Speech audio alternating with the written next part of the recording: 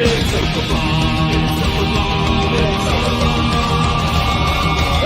night in with MauLer and the drinker, getting trashed with the web screen dictors. A cheap night cause I'm feeling kinda thrifty, got a 10-pack of beers and a bottle of whiskey. Hop up the cork, have a glass of wine, that's they'll say I'll be fine. Trouble walking in a straight line, but pour me a Pinot Noir. It's open bar with our hosts, MauLer and the Critical Drinker.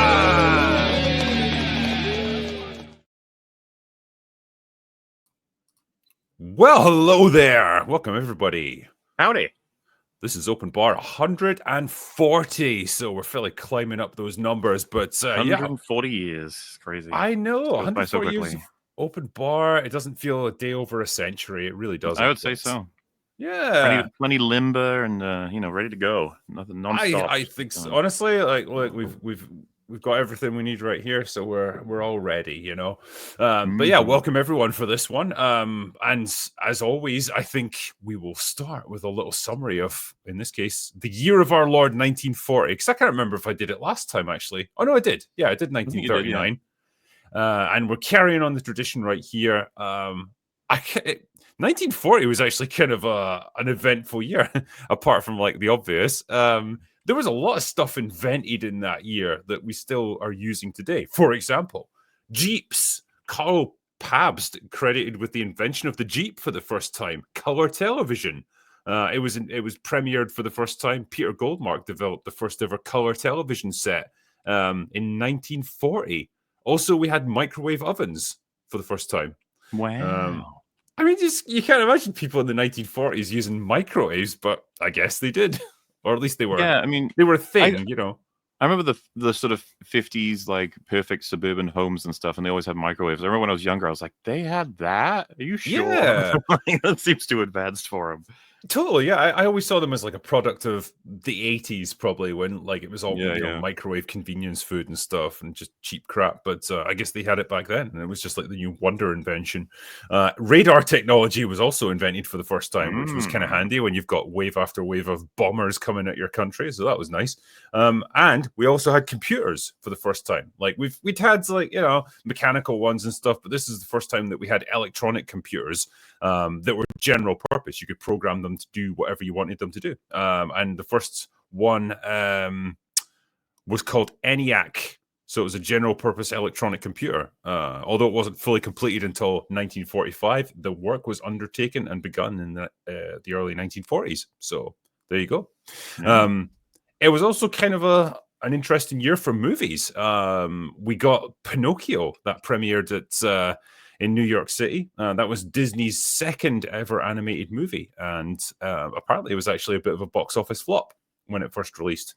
But as we know, it's gone on to become kind of successful. You know, people sort of remember it. Yeah.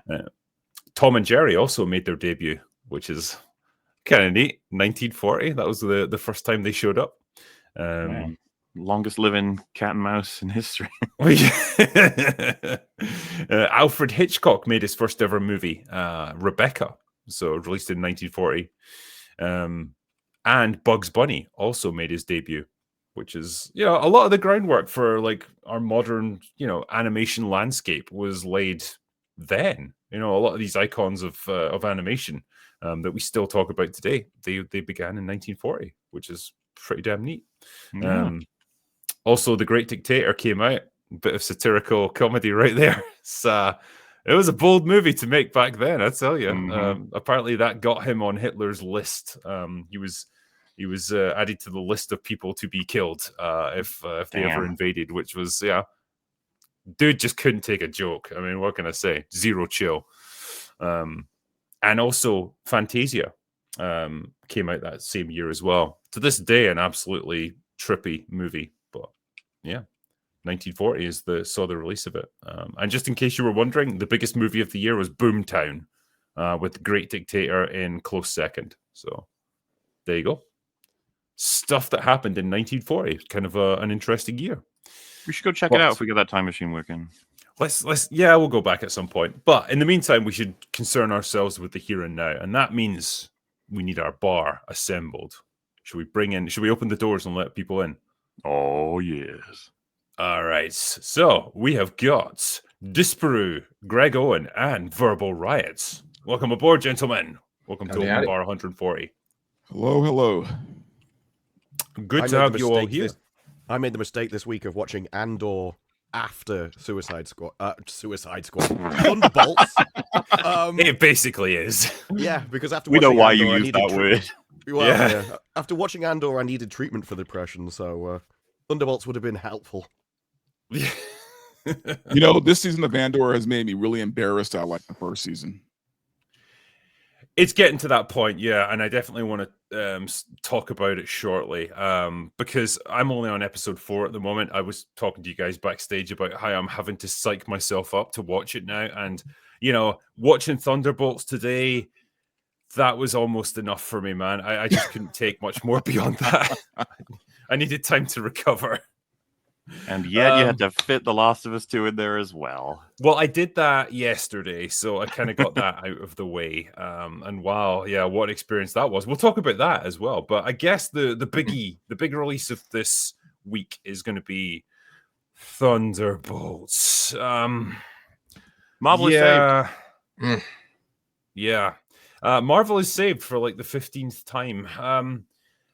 This was a movie, right, that I think had absolutely no hype around it. I don't think anyone was excited to see this film. And I don't blame them necessarily because it's a movie, it's another team-up movie with a bunch of like C-list characters that no one really cares about, taking on a threat that really wasn't explained very well in the trailers.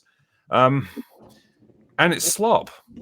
I don't know how else to say it. It's complete and total slop.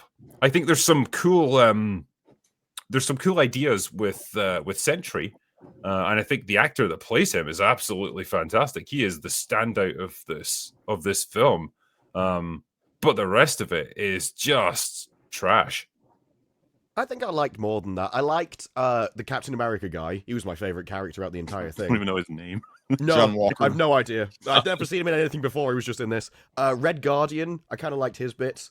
And I would have liked Ghost if she wasn't just this sarky, yappy character the entire way through. I liked her as a superhero, but not her attitude. Ghost does nothing throughout this movie because like she's got the ability to phase out of reality and just walk through solid objects, which is super useful in basically any fight, right? But whenever it would actually be useful and change the course of events, there's always like a convenient sonic barrier that stops her. And so she can't do anything.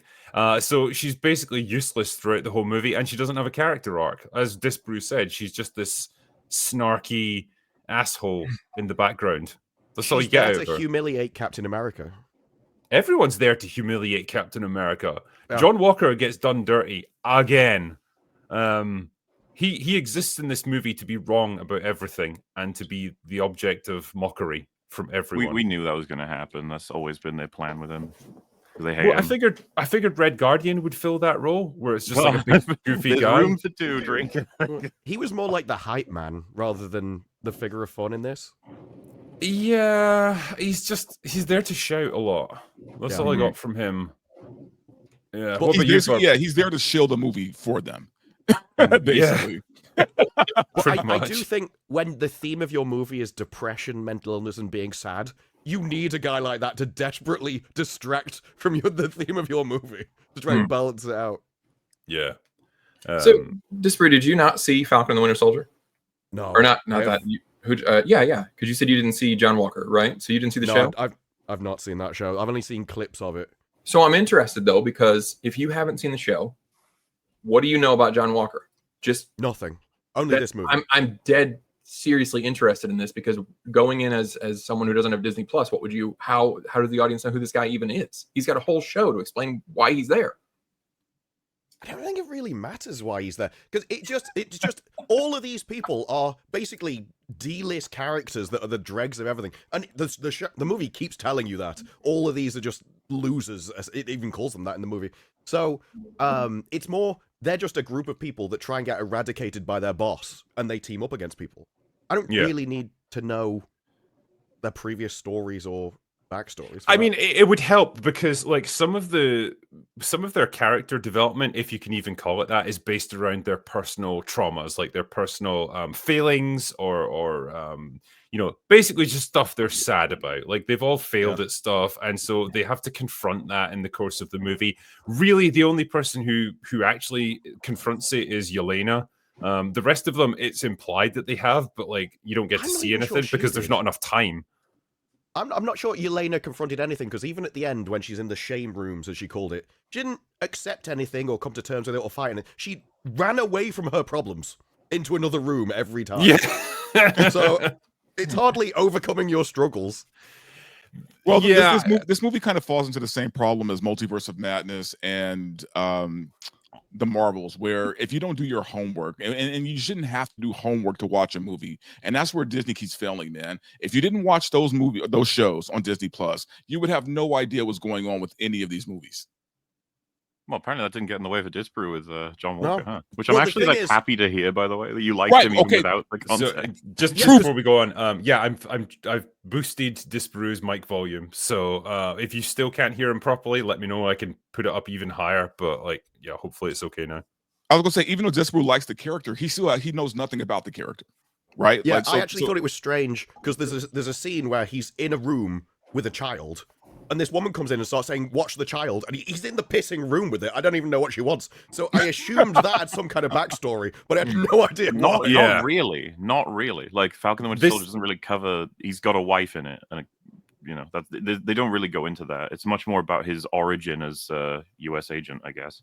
Yeah, because this stuff with the divorce and stuff, that's meant to be after the events of Falcon and the Winter Soldier, isn't it? It's just like filling in the blanks. And I guess the movie just straight up tells you what's happened to him at certain points. I don't know if from that, like if you hadn't seen Falcon and the Winter Soldier, you would even get what his character is about, because it leaves out all the stuff about the Flag Smashers, like his fall from grace and stuff. Like, well, there's no context for it. They just mentioned that he was Captain America for like 2 minutes, and then, haha, isn't that funny? You're a total failure. But even if you look at even if you look at that, we literally just had a Captain America movie, right? We just had Brave New World. The fact that there was a Captain America after Steve and before Sam, we should know about that, right? Like we should have an idea of who this guy is going into this film. I think the movie just doesn't want you to take him seriously. It's like it wants all the focus to really be on Yelena, because she's the protagonist of the film. And she's the one who gets the real struggle and the character development. Everyone else is just kind of set dressing for it. Ghost has nothing going on. She's just there. You could easily just take her out of the movie and it wouldn't change anything. Red Guardian is just there to be a goofy guy who you laugh at. Bucky shows up, but like he really doesn't have much to do. Again, like all of the characters, it's implied that they've all gone through this this same experience that Yelena has, where they have to fight through their inner demons and like relive their most traumatic memories in order to get to her. And literally, you don't see any of that for any of them, especially from him. And he just gets this one line of dialogue saying, "Yeah, I had a tough past, so I had some interesting experiences." And that's it. Moving on. Imagine the shit that you could do with him. There's an interesting movie lurking deep within this, but it's buried under so much shit. It's just, I agree. It wastes it. It wastes so much potential. I think it's because the theme of the movie is the depression and the sadness. And it's weird because Doctor Who had a similar thing where the characters were two-dimensional, and Russell T Davies thought giving them depth was making them upset. And this is how this felt. They think character development is just being miserable and crying. And I despise that. And so I think I just blocked it. Like, I didn't care what his backstory was. I didn't care how upset he was or sad he was about existing. I just wanted him to punch things in the face. Like, my favorite scene in this is when you get to see the true power of Sentry, and he's taking them all on. And I wanted more of that. And then we just immediately cut away from it. And it ended on a really good line where she goes, "You need to do as I'm saying." And he just looks like, "Why?" Yes. And at no point was that investigated. Yeah, that scene was superb. Like that was him turning into Homelander essentially. And it was like, oh wow, because Lewis Pullman, who plays him, he delivers a superb performance throughout the movie. Really, like he's able to go from like kind of fish out of water, doesn't know what's going on, kind of quirky and stuff, to like super like chilling and menacing, and make it believable. The suit that they put him in is ridiculous, but that's designed by like Valentina or whatever her name is. So that doesn't really matter. But yeah, that moment where he's like, why do I have to listen to you? Yeah. And it's like that's where you realize, oh shit, he's not under control anymore, and he is like essentially a godlike being with almost unlimited power. Well, he's easily the standout of the film for sure. Yeah, but they've somehow like because previously in the film he gets filled full of gunshots. Like they try to take him down, and they basically just empty like a dozen assault rifles into him, seemingly kills him. Then he gets back up and he's fine, right? And it's like, oh shit, he's invincible. Then when you see him fully realized as Sentry, he literally is invincible. Like you could try and shoot him, stab him, whatever, it just wouldn't even make a dent. He's like Superman. But somehow they have a kill switch function on him. I don't really understand how that works or what it does, but you just press it and he just dies.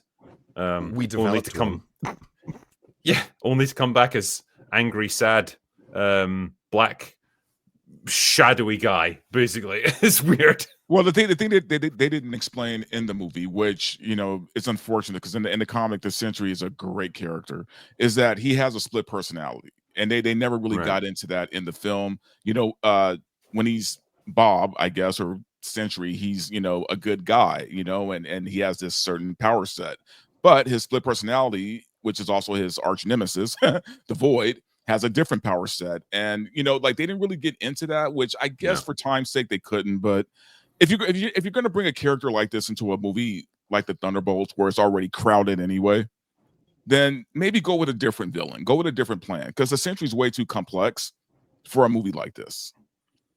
I think, trying to do a character like him who presumably needs a bit of explanation, with also like 5 members of the team in the Thunderbolts who all, in theory, have to have their own character arcs, and they have to get their own explanations for where they were and where they're going and so on. It is beyond what they can do in a movie like this. And that's where it really falls down. And they waste so much time as well. They waste so much time on really badly paced action sequences. The escape from the fucking vault takes forever. Like that.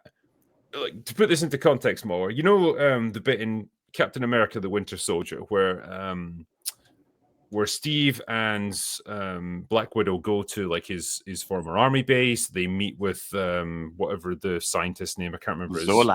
Zola, that's it. Yeah. There's a little bit of dialogue exchange. You learn some stuff, and then they escape, right? After the missile hits. So it's all wrapped up in less than 10 minutes, really quick. This whole sequence here is something kind of similar, where they've been sealed in a place, they're going to get killed, they escape, but they still have to get out of the building. And then it's like this excruciatingly long sequence where they have to go up an elevator shaft, and then they get to the top and there's troops outside and they have to figure out a way to get past them, and they try to play loads of jokes, and it's not funny and it's boring as fuck, and it kills the pace of the movie, and it's just wasting so much fucking time. That's the frustrating thing about this film. It wastes so much time on stuff that doesn't matter.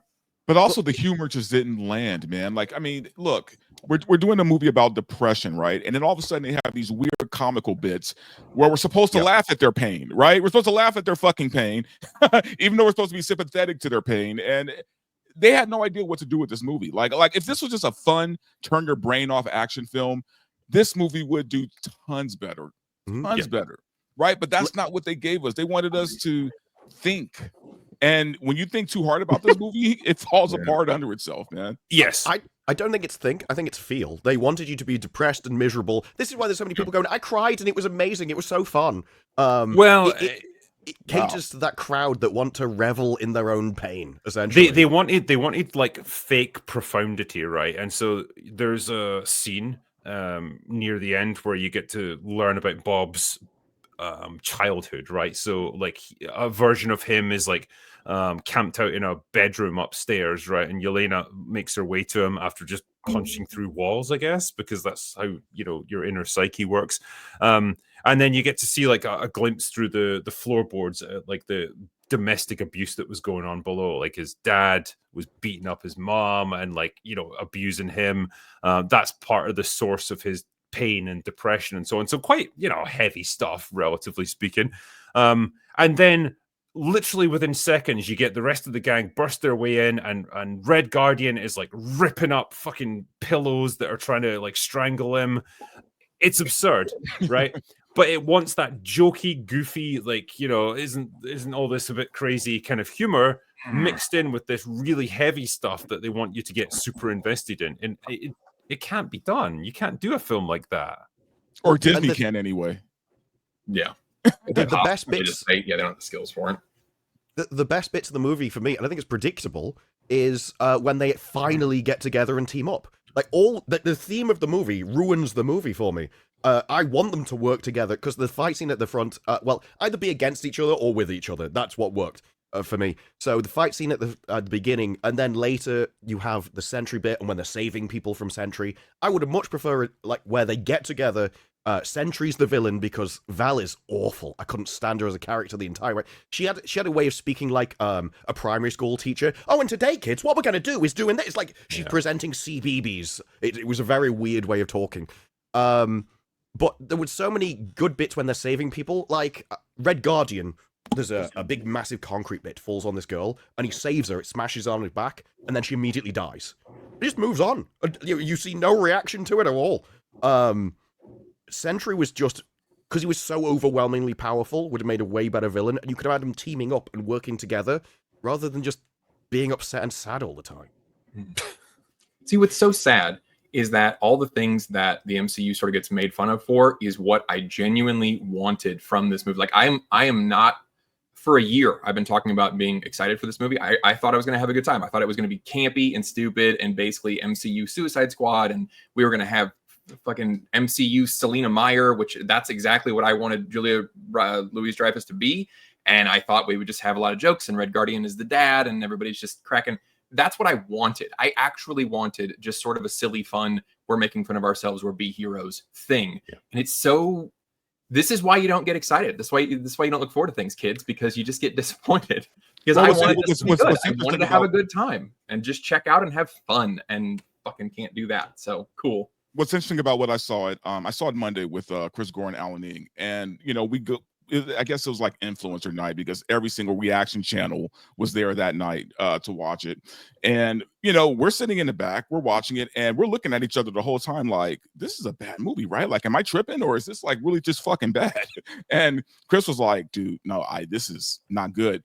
But here's the thing, behind us, everyone's laughing and everyone's clapping and having a good time with it, right? And I'm wondering, like, okay, they could have been shills, sure, but I genuinely don't know how this is going to play for a regular audience. Like, I really don't. Like with other movies like Captain America, Snow White, I'm like, oh, this isn't going to play well at all. This is easy to predict. Yeah. I have no idea how to predict how this movie's going to do with the regular audience. Everything the critics liked, I hated. Like, all their talk about how it focuses on mental illness and depression, and really, you've got to get together with your friends to handle therapy and all that kind of stuff. That was in nearly all the social reactions. I'm entirely polar opposite to that. See, I think I think people are going to find that patronizing as fuck. You know, like the whole mental health discussion. I think they might have gotten away with something like that if the movie was super serious and like it really focused in on the character arcs of these people that are going through inner trauma. But this like idea of getting together a group of like losers for like a quirky adventure, basically Suicide Squad all over again. It is not the correct venue for something like this. This movie is not the right time to be doing stuff like that. It doesn't work at all. But in all fairness, too, I mean, look, I'm not going to say this was a throwaway movie for Disney. I mean, there weren't high expectations for this film either way. And I'm talking about even within the company. This was a movie to place after Captain America and before Fantastic Four. So that's really what they're banking on here. This was kind of a throwaway. This was a movie they committed to that they just had to finish. So I don't think it's going to move the needle either way. Like if it does too bad, Disney's not going to care. If it does better than expected, then great. But no one put any importance on this movie. So that's why I'm curious. I'm curious how it's going to play with an audience, because I'm just thinking like either way, Disney's not going to care. But I mean, it cost 200 million, so it's not like it was something that they can just piss away. Like, I get what you're saying. Like, this wasn't the highest priority film of the year for them, for sure. But I guess they were hoping they were going to get something out of it. My expectation for it was going to be that it would be a solid and reasonably enjoyable but forgettable movie. But people still wouldn't go and see it because there's been a lot of brand damage to Marvel in recent years, and there's nothing about this movie to recommend it. There's no big names in it. There's no big characters in it. There's no particularly big actors in it even. And so there's just nothing to get excited about. So it hasn't even achieved that because it's probably worse than I expected it to be. So well, I went in there like I wanted to turn my brain off. I went in there, 2 gummies in, had a few drinks. I mean, I was feeling really good when I went in there, for fuck's sake. Like I'll be honest, I wanted to enjoy this the way I enjoyed Madam Web. Yeah, because I enjoyed the fuck out of Madam Web. That movie was a mess. It was awful, but it was a fun ride. Here's good. Yeah, is Florence Pugh not a big name? No, she fucking isn't. Like. Yeah, she's definitely a successful actress. I'm not taking anything away from her there, and she's good at what she does. But she is not a box office draw. No, she's not. She's not good in this. She's good in other things. In this, she is fucking faxing in her performance. Like she could not give less of a shit. Yeah. Well, the thing that people liked about Elena and the other properties is that she's like this plucky, sassy, kind of sarcastic girl, and she's kind of fun. She was no fun in this movie at all. No. Her entire arc is like she's a bit sad because she doesn't feel like she has a real purpose in life right now. And then she finds her purpose. The real purpose is the friends she made along the way, as it turns out, which is just beautiful. And that's the thing with the audience. The audience for this kind of movie, which gets to, you matter. Your feelings matter. All your friends should care about your feelings. You're really important. That audience exists, but it's watching soap operas. It's watching The Handmaid's Tale. It's watching every other thing except superhero movies. Yeah. People watch superhero movies to be heroic, which this never really gets, because even the way they defeat the villain, they start going, no, don't punch him in the face. That's what he wants you to do. I'm like, no, punch him in the face. That's the best bit. I mean, yeah, like I kind of get what they were trying to do there, but again, it's so surface level, like, and it needed a bit more dramatic oomph behind it. It needed more exploration of his character than just, hey, don't punch your evil alter ego because your anger is just making him even stronger. Like, yeah, okay, it makes sense, but it's really basic. Yeah, it's really simplistic shit, and it's like, he needed more time to get fleshed out as a character, and we didn't get that time. I wanted to see more actual Sentry. Like, they could have had him as Sentry, but also going a bit power hungry and like trying to dominate start leading places and take over places. You could have even maybe pulled in other characters at that point. I think that you could have written a movie that was decent, but you had to get rid of the theme and actually write a heroic one. I would have loved to have seen Sentry as an actual villain. The thing is, right, I feel like we're at polar opposites here, because I liked the theme, but the problem is the theme is buried under the usual Marvel bullshit, and it's trying to fit into the Marvel template of lots of quippy humor, lots of like action set pieces. I don't know where the humor is. I couldn't, apart from the bit where he turns on the lights in the car, I couldn't tell you where I was supposed to laugh. The jokes were that flat. They were, yeah. They were crap jokes, but I know what they were going for. They thought they were funny. It's just no one watching it is going to think that they're funny. Mm-hmm. This was the thing. I would have liked to be in Verbal Riot cinema where people were laughing to tell me where the jokes were. My cinema was silent. The weird thing is, someone behind me in my cinema was laughing her ass off at even the tamest of jokes. I don't know if she had some gummies or something before this, but you never get this in British cinemas. People never react to anything. But for some reason, there was like me and maybe 10 other people in the cinema today, and this one girl was fucking ending herself at any joke that came up. I don't know what was going on, but I wouldn't put it past cinemas to start trying that. Increase the user experience. Yeah. Well, not that. I bet just give it everyone gummies. Chris conspiracy theory is that the studios are hiring paid laughers to come into the theater, and I'm like, that's a little extreme. They're probably not doing that, but there are probably some shills that are, amping it up just a little bit. I wouldn't. Yeah, I would be surprised. Paid laugher. Could you imagine put that on your CV? I'm a professional laugher. I think there are laughing therapy camps. Because somebody did a study where laughing actually improves your mental well-being and stuff. So there are laughter camps you can go to where everyone just stands in a circle and fake laughs at each other. I next door to the primal screaming camp where the women are getting their anger out and screaming in the forest. The laughing came first. Back and forth. I've seen those. Did you see the one where this woman goes, I'm trying to heal, and she goes into a forest, screams, and this guy was taking a crap in the woods, and she scares the crap out of him, and he just runs off, panicking for his life. God, and then there's that 3-minute end credit scene. Jesus Christ. No, interestingly, I didn't watch any of the post-credit scenes because I literally didn't give a shit. I just left the cinema at that point. Like, is there anything there that's worth watching? Well, what's funny is they basically spoiled the ending of the Fantastic Four movie. Yeah. Okay. I was amazed at that. I was like, this movie They literally spoiled the ending of the Fantastic Four. I'm like, wait, what are you guys doing? What the hell are you doing?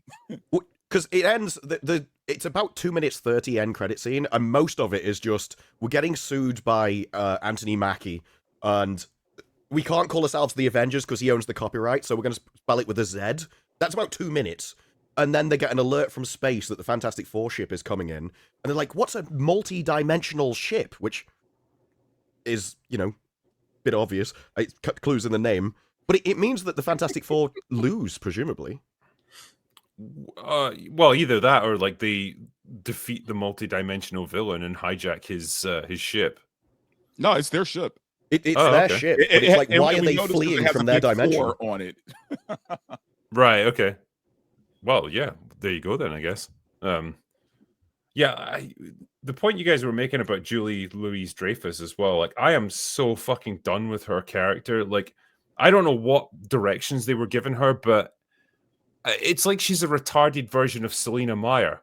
And when you were talking about her speaking like a school teacher, that's exactly what she's like. Everything is slowed down. Everything is enunciated, like really like over the top.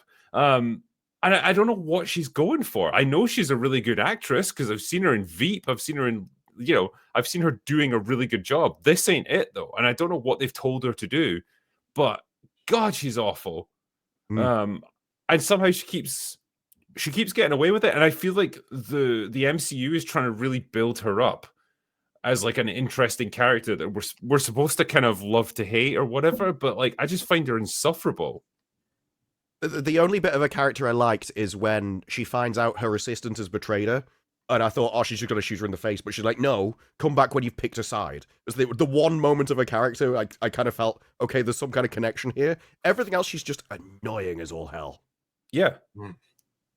Again, she gets a little bit of that inner trauma treatment where you get flashback to her childhood. But again, with no context behind it, it doesn't really tell us much apart from like, okay, yeah, she's seen some bad things as well. Great, but then who is she now? I still don't know. The movie doesn't seem to know either. She's just all over the place. And the movie keeps repeating, well, everybody's been through bad stuff. It's like, yeah, so why should I care about this specific person's thing that they're upset? What I want to watch is people just overcoming it and doing it anyway. I don't want to see people wallow in their own pit of despair. I think that's actually the wrong thing to do that you should cut out. Like, I actually preferred when Elena went, well, how are we supposed to cope with these feelings? She went, just bury it in a pit. I was like, that's a way better way. You're a hero. You're supposed to be getting out and doing it anyway. But it's like, no, we've got to bring it to the forefront and talk through it. I thought Bucky already dealt with his stuff. Like, I thought he was already, done with all that, right? Like, I like Sebastian Stan a lot, man, but I feel like he phoned it in the complete movie, the whole movie. Yeah. I just felt like he was just there. He didn't really care. He was just kind of hanging out, I know that they reshot some things. And I think they gave him more of a role than he had in the original version of the Thunderbolts, but still, it just, they had the caliber of actors there and like Drinker said, there is a story to be told there. It's just such a mess, man. It's such a mess that I don't. How did it get through editing? Like I'm like, how did this happen? I don't know. I mean, it's not as much of a mess as something like Brave New World, but you can definitely tell where there's conflicting artistic visions there, and it's like two different movies fighting for control, and neither one seems to quite know what they're doing. And yeah, the MCU hasn't known what to do with Bucky since Civil War. Like, that character has just been the biggest waste of potential I think you could ask for in the MCU. And it's a real shame. And I think probably it is reflected in Sebastian Stan's performance. He just kind of looks like he doesn't give a shit now. He's just there to get his paycheck and then leave. I don't blame him one bit. He's almost redundant to the movie because you have 3 people that have the super soldier serum in this, out of the entire team. Yeah. Everyone should have their own different skill set, and instead they've got their own personality. Well, that's not even true. A lot of the personality is just, I'm miserable and sarcastic. But some of them have their own individual personality. Yeah. Just for reference as well, Yelena can totally hold her own against a super soldier, like in a fist fight. Sure. Of course she can. Okay. That was one of the things I liked about the Sentry fight. You could tell that even though he was dominating, he was still holding back. So he'd throw them up in the air, but then grab them on the way back and throw them gently, rather than just utterly destroying them. So there were little moments like that I enjoyed. It's just... Well, and that's another way they messed up with the Sentry, because basically in the comic he is a hero. He is a superhero. He has his own comic. He is a hero. He's not a villain, until he becomes a villain, basically. But and that's what I'm saying. You're taking too complex of a character for a movie where it should just be, a ragtag group. They got to do this mission together. They don't like each other, but there's quirks. It's funny. You have a good time, and then they take down the villain. It should have just been that simple. But nothing with Disney's ever simple. So, yeah. No, I think the last several movies have all felt like 2 or 3 movies slammed together. And it is just funny that all the old complaints about the old MCU would have made this one great. Just give me a flat villain. I don't care. I don't care who the villain is. Just they're beating somebody. They're infiltrating. There's a heist. I don't give a shit. Nobody cared. Nobody would have cared. It would have just been fun. That's all they had to deliver. And they were like, let's make this one super complex and deep about mental issues. Nobody wanted that from MCU Suicide Squad. It's ridiculous. But also, I'm sorry, go ahead, MauLer. Is it actually like deep? I just don't believe it. I don't think so. It wants to pretend that it is. It's trying to be. Yeah. And Neil Druckmann, deep. Yeah, exactly. And it thinks that because it's talking about mental illness and stuff and depression, that it's like getting into really deep philosophical stuff. It's not. It's like a surface level touching upon it. But the thing is, Marvel has plenty of villains, man, that they could draw from that are ground level enough to where it would make sense for this team to be fighting them, right? Why would you bring in a god like the Sentry for this team to fight, right? When he's stronger than all the Avengers put together, as they say in the film. Why would you put together this team to fight that? Well, remember the team they put together to have Enchantress fight in good old DC? Yeah, that guy with a gun, another guy with a gun, a woman with a fucking mallet. Yeah. Well, in this, like, it ends with like these guys are now the Avengers, or at least that's how it's done, publicly. So you've got Yelena, who's just a girl with a gun. You've got Bucky Barnes, who's a guy with a gun. You've got Red Guardian, who's just a guy who punches things. You've got fake Captain America, who again is just really a guy with a gun and a shield that's fucked now because it got bent. And what else? Ghost. You've got a girl who can phase through things, but then not when it's inconvenient to the plot. Which is, and they even point that out. There is a line where do we just all punch and shoot things? Like, yeah, they can't even climb a tunnel, a vertical corridor. That's oh my god, the way they got out of that was ridiculous. That scene, that's what took me out. It took me out at the beginning of the movie when I saw that. I'm like, I can't do this. I can't, man. It was, that's what I talked about with the pacing of it. Like, that whole sequence didn't need to be in it. It was so boring. It wasn't funny. It was just wasting so much goddamn time. And it turns out that, oh, well, we've got all of these different skills, you know, someone's falling, but we can grab them with a hook and stuff. And it's like, well, you couldn't have just done that from over there and then pulled yourself up on it. You had the solutions, but they were just all too thick to do it. And it tried to play it off that they're not working as a team, and that was the problem. But it was just came across as they were all idiots. Yeah. Yeah. How long did Task Manager last? The first fight. Yeah. About 2 minutes. No, not even that, actually. There's one shot of her face where she takes her mask off to show the like stupid, retarded, like CGI head. And then she just gets shot in the face. That's it. She's dead. Yeah. And it was like they couldn't stand her as well. The movie does not care that she dies. She doesn't even go down well. She just gets shot in the head randomly. The camera flicks around, and that was it. That is remarkably strange considering Black Widow. She's a huge deal at the end of that movie in terms of like a girl we've saved and someone who's going to go on to, you know, redeem her whole life of having been a mind-controlled victim, but they just execute her at the beginning of this. So I don't know. Yeah, I don't know if the actress had done something to piss off Kevin Feige or what, but like, yeah, she gets no screen time. I don't even know if she gets a line of dialogue. Yelena sums up her entire backstory with, yeah, she had some rough stuff too in her past. And that was it. And then they just take all of her guns and weapons and move on. This movie is best seen, I think, as a sequel to Black Widow. Because I think that's really what it's going for here. It's Yelena's story. I mean, it's a bad story, but like it's her story ultimately. And yeah, like of all the movies to pick as a sequel potential, Black Widow, the one everyone hated.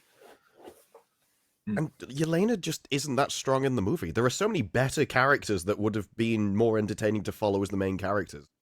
Like, I would have much preferred the Captain America guy to be the main guy. I would have even preferred Red Guardian to be the only one that's not a miserable git for the entire movie. And you follow him, everyone's just following around being sad the entire time. And he's like, no, this is great. Can I say as well, the entire plot hinges on Valentina, the super villain, the super clever super villain of this movie, taking a limo ride in his limo and just blabbing the entire plot while he's there, like a driver she doesn't know and has no security clearance, and just telling it all in front of him so that he can then go and rescue the rest of the characters after they've escaped eventually from that underground vault. That's the level of stupidity that we're dealing with in this film, and it permeates the story.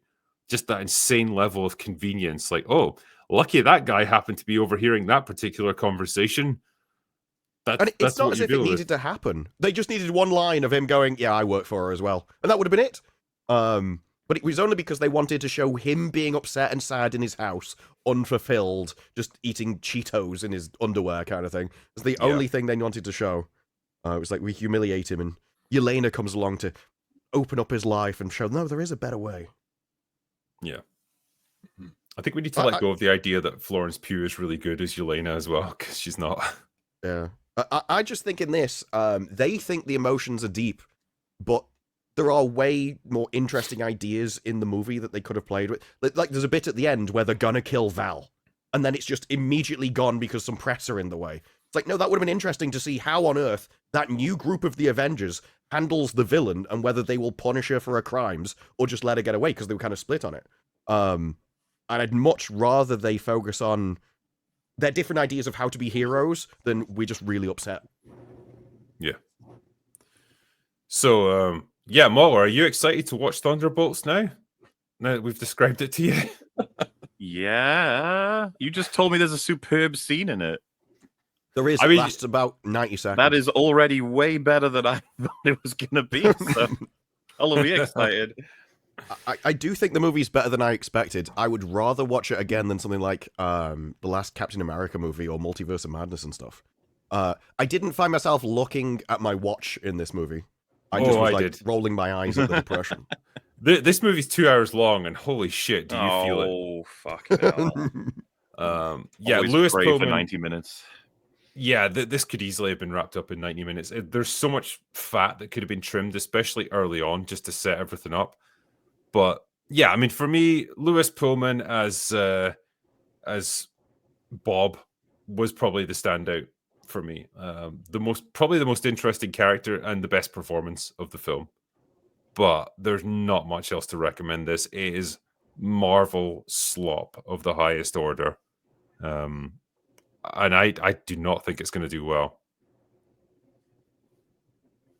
Oh, you're muted, dude. You're muted. There we go.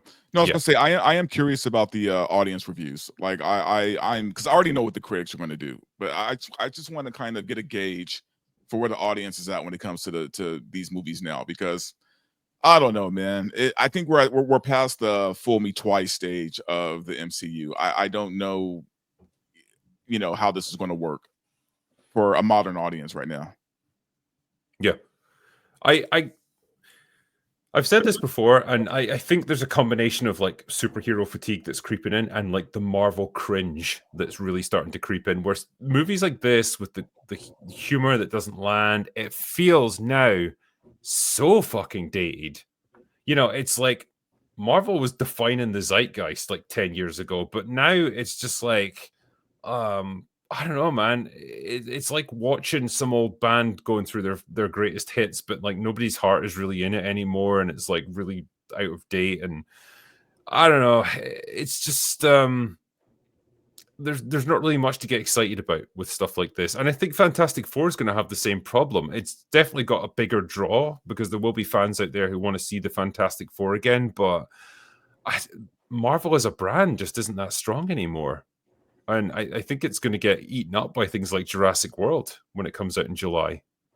I'll go a step further. I feel to me it feels like they're a cover band of what they used to be. They're not even like their old self. Like they're just they're not even. It's not even the same team anymore who's making these movies. So technically, it's not even the same company. Yeah. There's references to this in the film as well. Sorry to circle back as well. The fact that things like the events of the first Avengers movie took place when some characters were still in like high school or even earlier. It's almost like ancient history for them. And I just thought, holy shit, like even you guys are acknowledging that this fucking franchise has been going for like 2 decades now. It's old. And the audience is getting older. Like the people who watched it as kids back then are now in their 20s and 30s. That's kind of a scary prospect, but that's what happens when your audience starts to age out. And I don't know if they're necessarily attracting a new audience to replace them. Well, they want to keep one foot in both worlds, and that's an excellent point, because they still want to reference a bunch of stuff that happened literally a decade ago that you need to know. So some of these characters, you need to know stuff that happened 25 movies ago and 2 shows ago.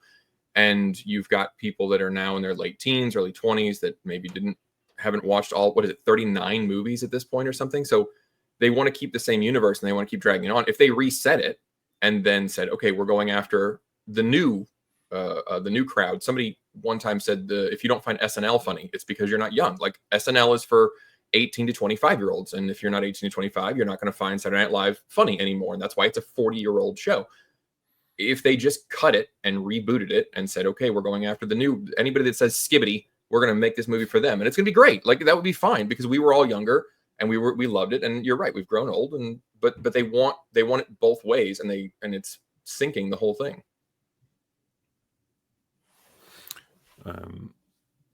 Just before we go on here, there was a couple of super chats that came in, a couple of biggies. One from Amir Armali for $50, who says, Drinker, since Revenge of the Sith is on topic, please review the hilarious mistranslation called Backstroke of the West, as if it were a serious movie. It generally holds together and has some great lines.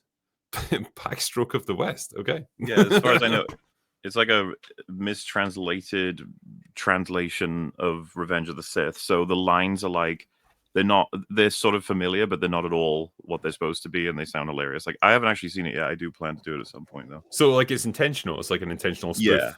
Yeah. Okay. Oh, that's neat. I'll need to take a look. And yeah, review it as if it's dead serious. Yeah. Disparu's saying that he's found out that Windows has just decreased his mic volume. That's why he's coming in. Which is weird because I checked that as I joined, which means it's during the call or after I joined this, it decided to. StreamYard does that. Always changing my Windows volume. It's always messing with stuff like that. And the weird thing is, I can hear you just fine. I think everyone else who's actually in this call can. I just don't know if the audience can. But yeah, it is weird sometimes where everyone else sounds fine. It's like, no, you're not. Yeah. But oh well, we'll work around it. It'll be all right. But yeah, I guess that was one of the things that's been in the news recently. Like when that guy was mentioning Revenge of the Sith, there, it's been re-released and done pretty damn well. Actually, got 42 million in its opening weekend. I say opening weekend. It's like 20 years after its first opening weekend, but. The point still stands. It's like acting as if it's still a commercially viable new release. And I know they do stuff like this occasionally.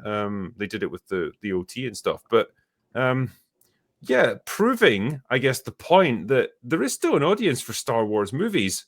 It's just not necessarily Disney Star Wars products that people want. And I think that's a really interesting change of fortune. Definitely a fair take. The other aspect of it for me was like I'd heard about its success like seconds before learning about Oblivion Remastered's success, and I was like, "What the fuck year are we in?" Like, we're like our culture, man. It is a blended, just look back at other decades. That's all we can do now. It's kind of sad, but simultaneously, hey, you know what? Pursue what you have fun with. It's great to think that our generation got all the good stuff, and like the younger generations just coming up now are consuming absolute slop, so they have to turn their eyes back to better things. It's like, well, we got there first, so that's nice. It's surprising you don't get more re-releases because I don't know what it costs to put a movie into cinemas, but it's got to be a minute cost compared to making one. And so you could release all the greatest hits periodically and keep the cinemas churning a bit more rather than their one big blockbuster, and that's the only thing to get people there. I think it is happening more and more because it used to be a really like rare novelty thing, at least in the UK. Like, oh, you know, this particular movie gets a re-release for its 30th anniversary, and it'd be like a short, limited run or whatnot. But now it seems to be happening more and more often, and as you say, it's becoming kind of commercially viable because, particularly with big movies, for people who are younger who didn't see them first time around in a movie theater, now they get the chance to go and do it. And, you know, also older fans who saw it back then get to relive those memories and go watch it again. And so it's kind of a win-win situation. And like you say, you've got the movie, it's already made, so you don't have that cost. You just have to convince the distributor to put it into movie theaters and convince them that it'll get, well, a certain amount of views. And there's times of year when it's more viable to do it, obviously, before the summer movie season kicks in and stuff. But yeah, it's an interesting model. It just means, as MauLer says, we're becoming a culture that's like a snake eating its own tail. We're not producing good new things that people can have as a shared cultural experience. We're just reliving old stuff. Well, I think it's because, especially as budgets and everything scale, people stop taking risks. What they take what's already there and then iterate on it a bit. And it's probably ended up like, have you ever seen AI where they put in a picture and then they just like generate this same picture 100 times and it uses its own output and it just degrades over time? It's like that's what's happening. So you've got new people coming up that have never seen anything except the new stuff. And so they make stuff based on what, because they don't have, you know, they haven't been to wars, they haven't done great deeds. They've only, their entire experience is what they've seen on the internet and in movies and stuff. So that's their input. And then they make something from that. And so everything is just declining. It goes beyond that, Disparu. Like these people aren't even reading anymore, right? Like you don't have to have been in a war to write about a war, but these people don't even read anymore, right? Like we were talking about this the other day, man. We were having some drinks. We were just talking about how the decline in screenwriting has been so just blatantly obvious over the past couple of years. And you know, I look at something like Revenge of the Sith being re-released and the success of it, and I really do wonder, what do the studios take from that? Like, are they looking at something like that and saying, should we try to get back to writing something good? Or do we just re-release everything and continue writing the bullshit we have been writing, right, for the past 5 or 10 years? Like, I don't know if Hollywood is going to learn any lessons from anything that's going on right now. But it all ends and begins with the writing. And this is what we're seeing with the Thunderbolts, man. Like, if someone had actually read a few Thunderbolt comics, we might have gotten like a decent film. But they're not even reading comic books, much less actual books. Yeah. Well, part of it is that they are trying. I think that's where are they? the issue. I do believe that they are, but they're they're not understanding why those things were good, and so they're trying to imitate them without understanding it. After there was this game, Grand Theft Auto, big famous one, but after the third one, that was the one that was like huge, right? There was a bunch of clones that came out after that one, and they were, the kids like big open worlds and you can beat people to death. That's what you kids like, right? They were like, oh, it's open and you can be violent. And people that played Grand Theft Auto 3 said, no, that's not what made this game special. It was a lot more to it, but that's all they saw. And there was a ton of that. And I think that it's a combination of they don't read and they don't know anybody outside of like LA. My wife and I were talking about this because I'm struggling to get through the Wheel of Time season 3. I don't want to finish it, but I think I'm going to have to, because a bunch of my subs came from the season 2 one. And the problem with that show is that it doesn't understand how people really behave. And if you've ever read the Wheel of Time books, Robert Jordan understood people like really, really well. You could just tell he knew a lot of people and had met them and interacted with them. And they're very natural people in those books. And that's what's so excellent about them, because it's a character drama. The whole book, I mean, there's magic and stuff, but it's a character drama. It's 14 books of character drama. It's fabulous. And the show doesn't understand people at all. It only understands other LA residents, and everyone speaks and behaves that way. And that's what you're seeing in a lot of modern entertainment, because you're right. They don't read old books. They don't know anybody at all. And so it's the same NPC language that everybody uses all the time, the same modernisms. And that's what makes it so terrible. So they are trying to imitate the old shit, but they just don't get what was great about it. Well, it's because what happens if the way people behave is actually against your ideology? Like, you want people to change how they behave, how you think they should behave. And so that's what you're writing. This is why I like Korean, Japanese kind of entertainment, because the people act like human beings. You'll put them on a space station, something will go wrong, and you know from their character what each one of those is going to do, because it fits in with their personality type. Whereas in this, it's like everybody behaves how they want them to behave. So this is why you have the little 4-foot girl beating up everyone else, because they think she should be able to, rather than whether they are. Alice in Borderland, you will have people sleeping with other people to try and survive. You could never write that in Hollywood now, because it'd be like, oh no, that disempower her. And so real life is messy, and people do selfish things, but you can't do that if the identity groups you put in something would make them look bad because they're doing a selfish thing. What was it recently I watched? It was the last Doctor Who thing. Going into there, you knew who was going to be the heroes, who was going to be the idiot, who'd betray who, just based on their identity group. And so that's just not how the reality works.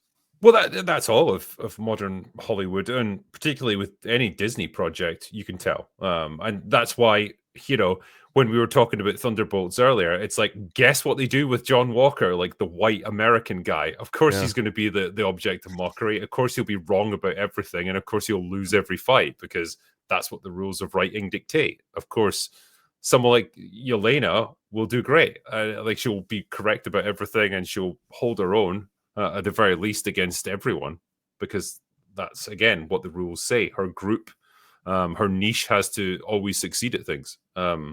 It takes the drama out of stuff, because you're never surprised. Like you say, when you know the demographics of people who are involved in any situation, you know how it's going to play out, because it's just rules. There's no creativity now. Yeah. Well, and some of it is that there really is like a different standard of morality. If you've got time, Disparu, you really should watch Falcon and the Winter Soldier. It is astonishingly bad. And what you'll notice is that like a lot of the plot, quite literally, is Falcon is the new Captain America, and a bunch of the plot is he suddenly realizes that he's black and thinks everyone hates him because of it, and he's like, they'll never accept me because I'm black, even though Rhodey exists and has existed for quite some time. And they don't show him being a good person in the way they did Chris Evans. So they don't show like a morally great person, because to the writers, he already is great. He's already really morally good, because he's satisfying like the social justice thing that they want. And so that's why they forget to show you, the audience, that he's a good person and deserving of the shield, because in their brains, well, I mean, he's shattering ceilings and whatever. And so when he agrees with terrorists that quite literally blow up unarmed people, that's okay. That's fine. He's a good person. So everything he does is good. And there's a huge disconnect between these people in the audience, because we really don't see the world the same. He's an I almost forgot about Freckle Jesus. Thanks for reminding me about that, by the way. Yeah, well, what's the saying? It's like, in the minds of modern Hollywood writers, there are no heroic actions. There's only heroic identities. Yeah. And I think they say it in this movie. There are no heroes. There are only bad people and worse people. It's one of the lines. There's only bad people and white people. Those are the worst. That's what you meant to say. The fucking moral relativism is disgusting. Yeah, no, it was pretty bad. The reason why this is interesting to me is because I live here in LA, and I'm out in the Hollywood streets all the time, and I have friends who work in the industry, and it's kind of a scary time for them, man. Like this is affecting everybody. Like, we talk about bad writing, bad directing, we talk about bad movies, but in a real world scenario here, it does affect the people who work on these things, man, because they're getting less and less work now. Yeah. So, and I have friends who are they've been out of work for the past 3 years, and up until then, they were working consistently on films since like the 90s. So I don't know if Hollywood is going to wake up and realize that they're destroying their own industry at this point with these movies, but there's nowhere for them to go. There's nowhere left for them to go, man. It's like once the theaters start closing down, then what? Yeah. It's always been the question is that what if to make a good movie, you have to not have your belief system? It may just be that your belief system makes horrible, depressing, unhappy movies that revels in misery. And that's just not what people want to watch as entertainment. And so if the only way you can fix your entertainment is to not have the people in your industry, I don't know how you fix that, because we had what is Studio? That's going through every single problem in Hollywood except the people in Hollywood. It's blaming AI. It's blaming the fact that we're not just allowed to make our own movies. We've got to make these popular ones that people actually want. That's episode 1. And I don't think they're self-aware enough. I don't think they'll ever blame themselves. So I don't know how they get out of that dead end. Yeah. It's narcissism, isn't it? It's pride. It's that unwillingness to admit that maybe they were wrong and what they're doing isn't working. That takes a lot of self-reflection and a lot of humility, and I just don't think they have that in them. But the studios can't afford this. They can't afford pride anymore. Like, they can't.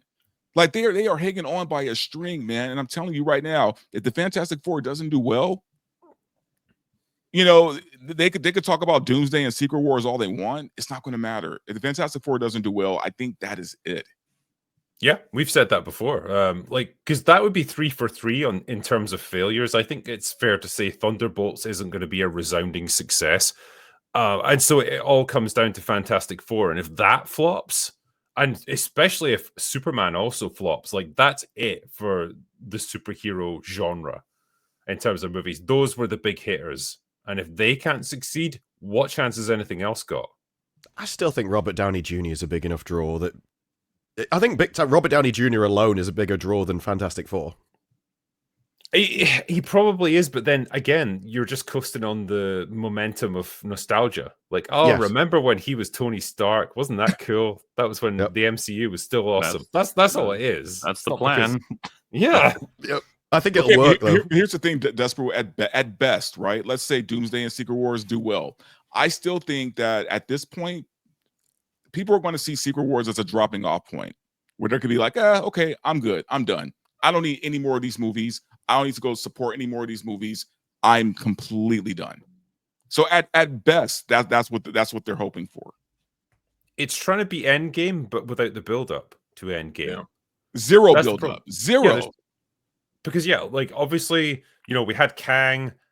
Jonathan Majors has been written out of that, so they had to just invent a new villain for this, or at least like port a new one in. It's like, okay, we use like Victor Von Doom and we'll have Robert Downey Jr. play him. Okay, that will generate some kind of hype, and that's it. And I think maybe that's part of the reason that nobody was hyped for things like Thunderbolts, because they know this is just the tail end of the current era of Marvel. And they know that when Secret Wars comes along, it's probably going to soft reboot everything anyway. So all this stuff isn't going to matter anymore.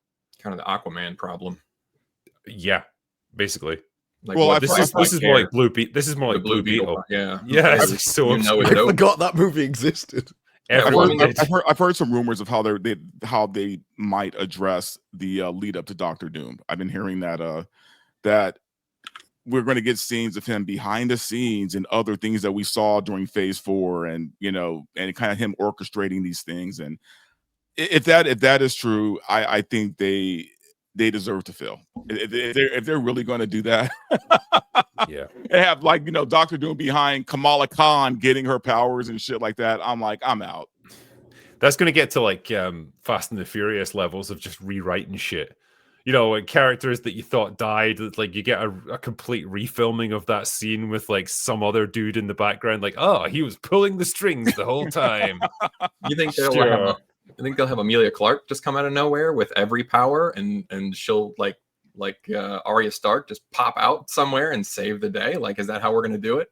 Or does she not exist anymore? Did we just pretend like that didn't, like, secret invasion did not happen? Did that just get retconned too? It was all a dream. It was all a dream. It never happened. Yeah. Your heart wakes up. I dreamt that we wrote a terrible show where she had every power. It was so stupid. Here's a Sentry. With Sentry, he did have a good point when he called himself a god. She was like, that's a bit egotistical. So, well, you said I was better than all the Avengers, which has a god in it. Yeah, you can't argue with the logic. That woman, that crazy woman in my cinema, laughed her ass off at that moment. It's like, I don't think it was really meant to be a joke, but yeah, okay, sure. That's crack cocaine for you.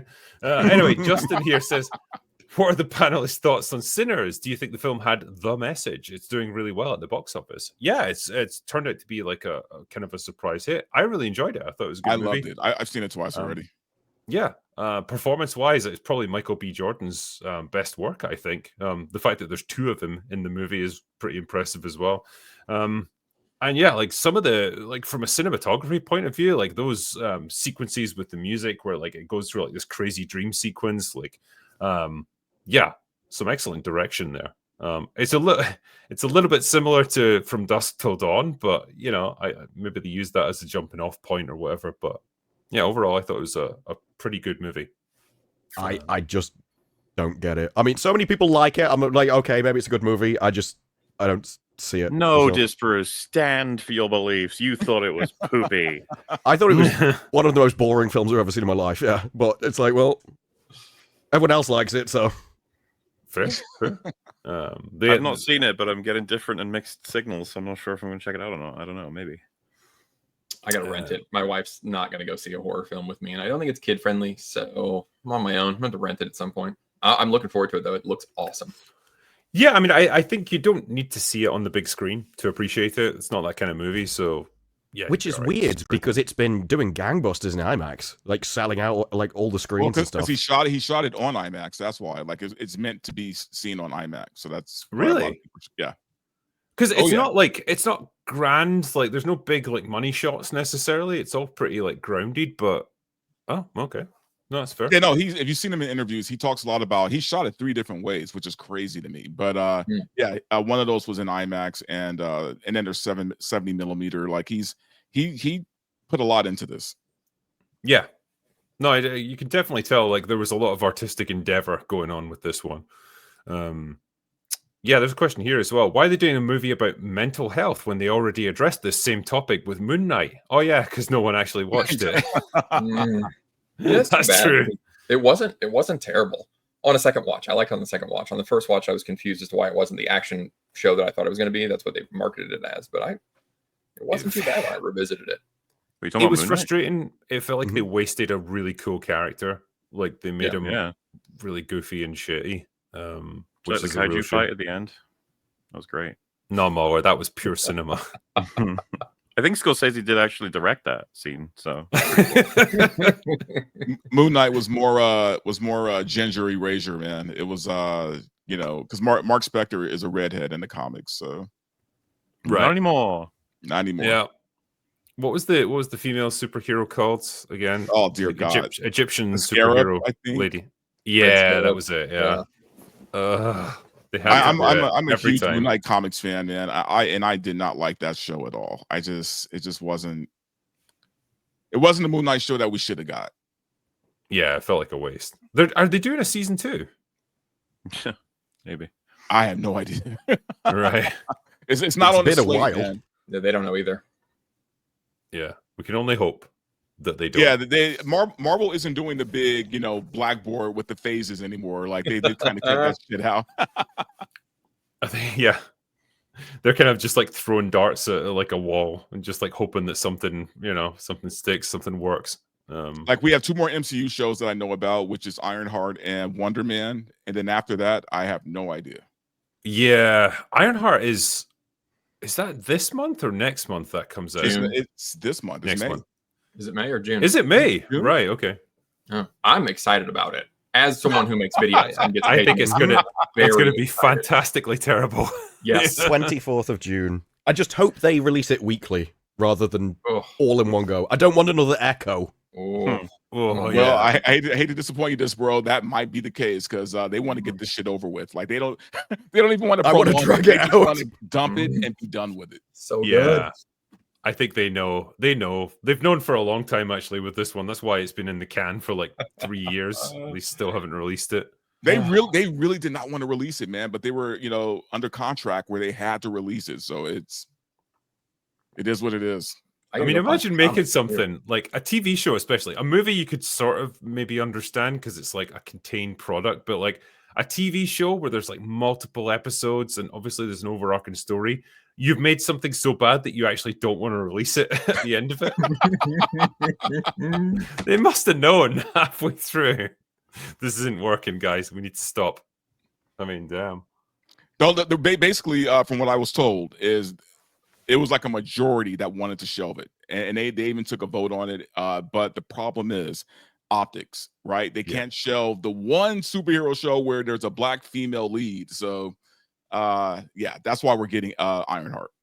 I think they could. Just don't talk about it. Just keep saying, "Oh, we'll release it in the future," and then 10 years later, people will go, "Where was that series?" Well, because then you have to worry about the actress speaking out, and then the backlash that comes with that, and all that shit. So, well, there's then you probably There's probably a time limited contract with it as well. Like it must be released by X date, otherwise you get penalties or whatever. It's yeah, man, it's going to be fascinating when it comes out. It'll be interesting to see if they've reshot any of it as well, to try and soften it.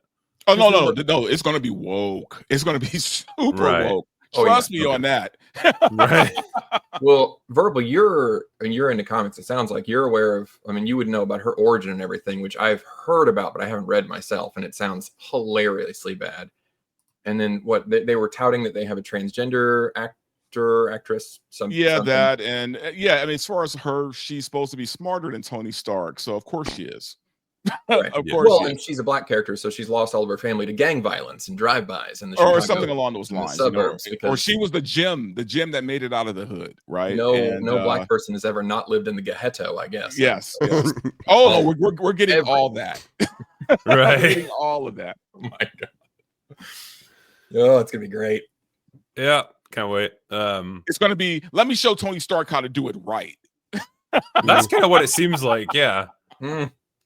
But there's going to be a line like where it'll be like, "Oh, you can't do this." Like Tony Stark never would have done this with his Iron Man suit, and then she'll just say like, "Well, Tony Stark was dumb. He's not me." And then she'll proceed to I've had an upgrade. Yeah. But what are they going to do though? Because they started making the show like 2-3 years ago. So what are they going to do as far as will they even attempt to pretend that it fits into the MCU? Do you think? Because that's the reshoot question made me think like, are they going to have to redo some stuff because movies and shows have happened now and it's going to seem really dated, or do they just not give a fuck at this point? Like, I don't know. I wouldn't be surprised if they shadow dropped this show, right? Like just straight up, just dropped it and told nobody about it. It's just there. Right. That won't help. The idea, like trying to figure out whether or not they'll remain in continuity. It's like, gee, I don't know. They're so reliable at this point with respecting their past work that. Who could say? I assume it's going to be isolated. It's going to be isolated, and it's going to be crazy shit that happens in it. It won't matter. Like it'll just be like, Well, it's gonna really be following on from Wakanda Forever, isn't it? Because that's where she was introduced, and so that's the dropping off point. But like, when was that? Like, but they're also bringing Mephisto into it, which is crazy to me. I'm like, really? You're bringing Mephisto into Ironheart? Okay. Remember, Born Again, for anybody who actually watched it to the end, Kingpin enforces a 8 p.m. curfew on New York City. Like, that's obviously going to affect Spider-Man and basically everyone else who lives anywhere near there, but probably not going to see it. Probably never going to come up. They just don't seem to care. Everyone's working on their own shit, and nobody cares in the MCU. Yeah. Why should they? It's like it's a sinking ship at this point. Why care about Get out. Yeah. I think that's the best way to do it. Yeah, God, I've been putting this one off. So, MauLer and myself and a few others, we've been keeping up with The Last of Us season 2, and we watched. Is it episode 4? Is it episode 3? Three was the last. Only 3. Oh It God, feels we're only like 3 8 episodes so in. far. Yeah, it feels like I've been watching this for 6 months already. I wish to make my position clear that I begged you not to. I don't want to do this, but you will forced see how we get on after this week. But my God, that was a snore fest.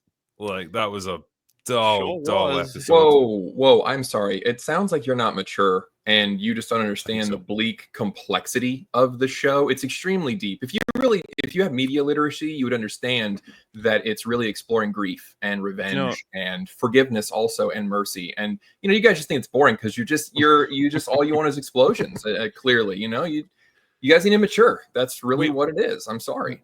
We've been eating the bigot sandwiches, sadly. Yeah. The most interesting thing to me is just noting the big changes from the game and then thinking about how Neil would have suggested the same shit. And then apparently Craig was like, yeah, no, actually, for example, opening on giving Tommy a whole scene to mourn his brother. I was like, oh, wow, that's like normal. Why was that in there? They didn't have that in the game. Tommy didn't get his time in the game. I was just like, huh. Well, it's Neil Druckmann's creative vision passed through the filter of like actual humans who understand human behavior, and so there's a little bit of a softening of some of this stuff. But wow, yeah, I mean, all the building blocks are still there. Yeah. I mean, there's no fixing the story. You cannot fix the. Yeah. You can't. It is impossible to fix this story without completely cutting Abby entirely out, or like making her a full antagonist. You can't tell it anywhere near what the game was. It's just a bad story. It's a bad foundation. You can't fix it. It's impossible. Yeah. I really thought for a second that they wouldn't be stupid enough to go with the storyline from the second game. I'm like, you guys hired Pedro Pascal, which even though we're tired of him, people still like to see him for some reason. There's no way you hired him and then you're going to kill him off the way they did in the game. That would just be stupid, right? No one would do that. Sure enough. Neil's ego will not allow the changes, so they will. They'll get close, but they won't make major changes. Druckmann will not. You're resting the success of the show on Bella Ramsey. You're putting your whole show on Bella Ramsey. I know. You guys brought the biggest. It's a bold choice, Cotton. Let's see if it pays off for them. Well, they didn't use the bigot sandwich line. That's what I was going to say. Like, that he shouldn't have even thought. It would be fascinating to be an fly on the wall when Neil says like, and this is where she says bigot sandwich, and then just everyone in the room's like, oh well, yeah, maybe actually we won't have that line. It's like, Neil, I don't think we have time. And he's like, it's like 2 words, and it's like, yeah, well, we don't, it's 2 words too much. Well, it's things like that, Neil, we've got this thing called subtext, Neil, that you should probably like read up on. It's really useful. It's like you can show things without actually saying explicitly what's going on. He won't do that because he believes that he is such a genius that he thinks the audience are all rubes, and so he needs to spell it out over and over and over again because he's just that smart, and nobody would understand just how complex and amazing the story is. On that note, what are they doing with Seth? Why did they make him? They made him like sympathetic somewhat. Remember, in the game, he's just bigot man. Mm-hmm. In the show, he's the one that stands up for Joel and Ellie in the meeting, and then he gives her all the weapons and resources. Because again, I think this is what happens when you put a TV writer in charge of adapting like a fucking horrendous game and trying to like have some kind of narrative arc for these characters rather than just man that allows us to make point about fucking toxic misogyny, anti-LGBT stuff. Like, let's actually give his character a purpose in the story. Okay, this is what we're going to do with him. That's the difference. Well, I was still baffled by it though, because it's just like, what do they want me to take from this? That like bigot man is actually kind of neat. Well, I guess what they want is like bigot man has learned his lesson and now he's a good man. Did he though? No, I don't think that's it. There was no line where he said like, I'm so sorry for calling you whatever, like just any. He seemed to be principally invested in people should not be allowed to come here, kill one of our own and leave. That's not allowed. Like there's no fucking way we can like. And I thought the angle they were going for is that they're both lined up on this, despite the fact that they don't like each other. Hence the handshake was kind of awkward, right? It was like, you've got my weapons, you've got some supplies, I'm letting you get out of here, but you hate me. But whatever. go avenge Joel. He's one of those guys where he's an asshole, and everyone in the group knows he's an asshole, but he's their asshole kind of thing. I think it's one of those where he's not necessarily redeemed. He's just, look, everybody has a bad day, right? And I guess for him, he had his bad day, but at the end of the day, he's down for his group. And I think that's what they were trying to show. I'm telling you, man, if he had gone with them, that would have made the show so much more fucking interesting. Just having his commentary whenever they say anything, he's just like heckling them. Anything to fucking save us from the narrative desert that is Ellie and Dina. Like, watching their scenes together is just excruciating. They've got nothing interesting to say to each other. They act like they're on just like a camping trip or something. They're laughing and joking and shit. It's so out of sync with what they're actually there to do. You're going there to murder a whole bunch of people. You should not be like goofing around and joking around with each other. It's absurd. Well, and you know it's a bunch of people because they had a big parade right at the end of the episode. So that's how you know it's a lot of people. Because if you had an army that was taking over a post-apocalyptic city, you would just sort of march down the street, all of you, just kind of stroll along in a big ass group. Yep, sure. No, I really do think that Seth's purpose, because you got to think ahead. Remember, Ellie, we're destroying her character as much as Joel's, because we're subverting the audience and manipulating you into thinking that Abby is actually better by comparison. So we have to make Ellie look like shit. Remember, Ellie kills dogs and Abby loves dogs, and Ellie kills pregnant people and Abby doesn't do that, right? So what I think they're doing with Seth is using him to basically be like, look, Ellie's such a piece of shit that she gets along with bigots. You know, she's so horrible that she's what was the movie where they suggested having political ads where the KKK said they were in support of somebody. It'll come to me later, but I think that's what they're trying to do, is basically say, look at what a piece of shit she is, because even bigoted Seth, and would hang out with her and support her terrible, violent ideas. I think he's going to be a narrative link in the chain. I think that's his purpose, is that he's now a person who's back at Jackson, who knows where they're going, knows what they're planning. Tommy's going to find out from him what they're doing, and he's going to go after them. That's when he's going to get shot, and he's going to end up freaking paralyzed or whatever happens to him in the game. Yeah. It's just to facilitate that, ultimately. They just need someone in the town who knows what's going on and where they're heading. Yeah, I don't know. The thought of resting your entire show on Bella Ramsey is crazy to me. I don't see it.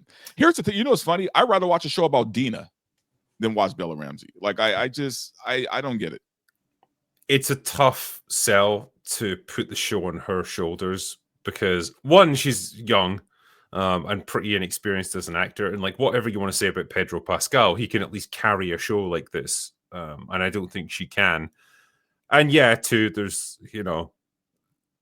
the aesthetic component of it, which makes it difficult as well.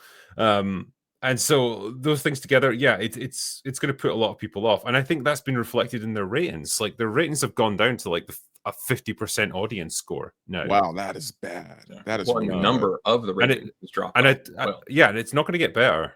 Like, one, they're pissed off that they killed off Joel because like whoever wasn't following the games didn't know that was going to happen. Now they're angry. And two, they're just going to get gradually turned off by these really fucking unlikable actors and characters on screen. It's a deadly because I mean, from episode 1 of this season, they've kind of set Ellie up to be kind of a bitch, right? Like she was giving Joel a hard time, wouldn't talk with him, like being a total bitch. And now, like that the audience doesn't like her. Now you're going to rest the show on her shoulders. Well, I mean, you can directly relate this to the game. It was either you play as Abby, which was a fucking nightmare, or play as Ellie, but she's not Ellie. She's asshole Ellie who constantly is miserable, complains, and doesn't have anything interesting to say. Sometimes has Dina to talk to, which their conversations were like fucking drills into the skull. Like it's like, yeah, we're adapting that. And you're like, yeah, why? Well, Dina had no character. She was just there so Ellie had something to talk to other than just spout her ideas and exposit into the air.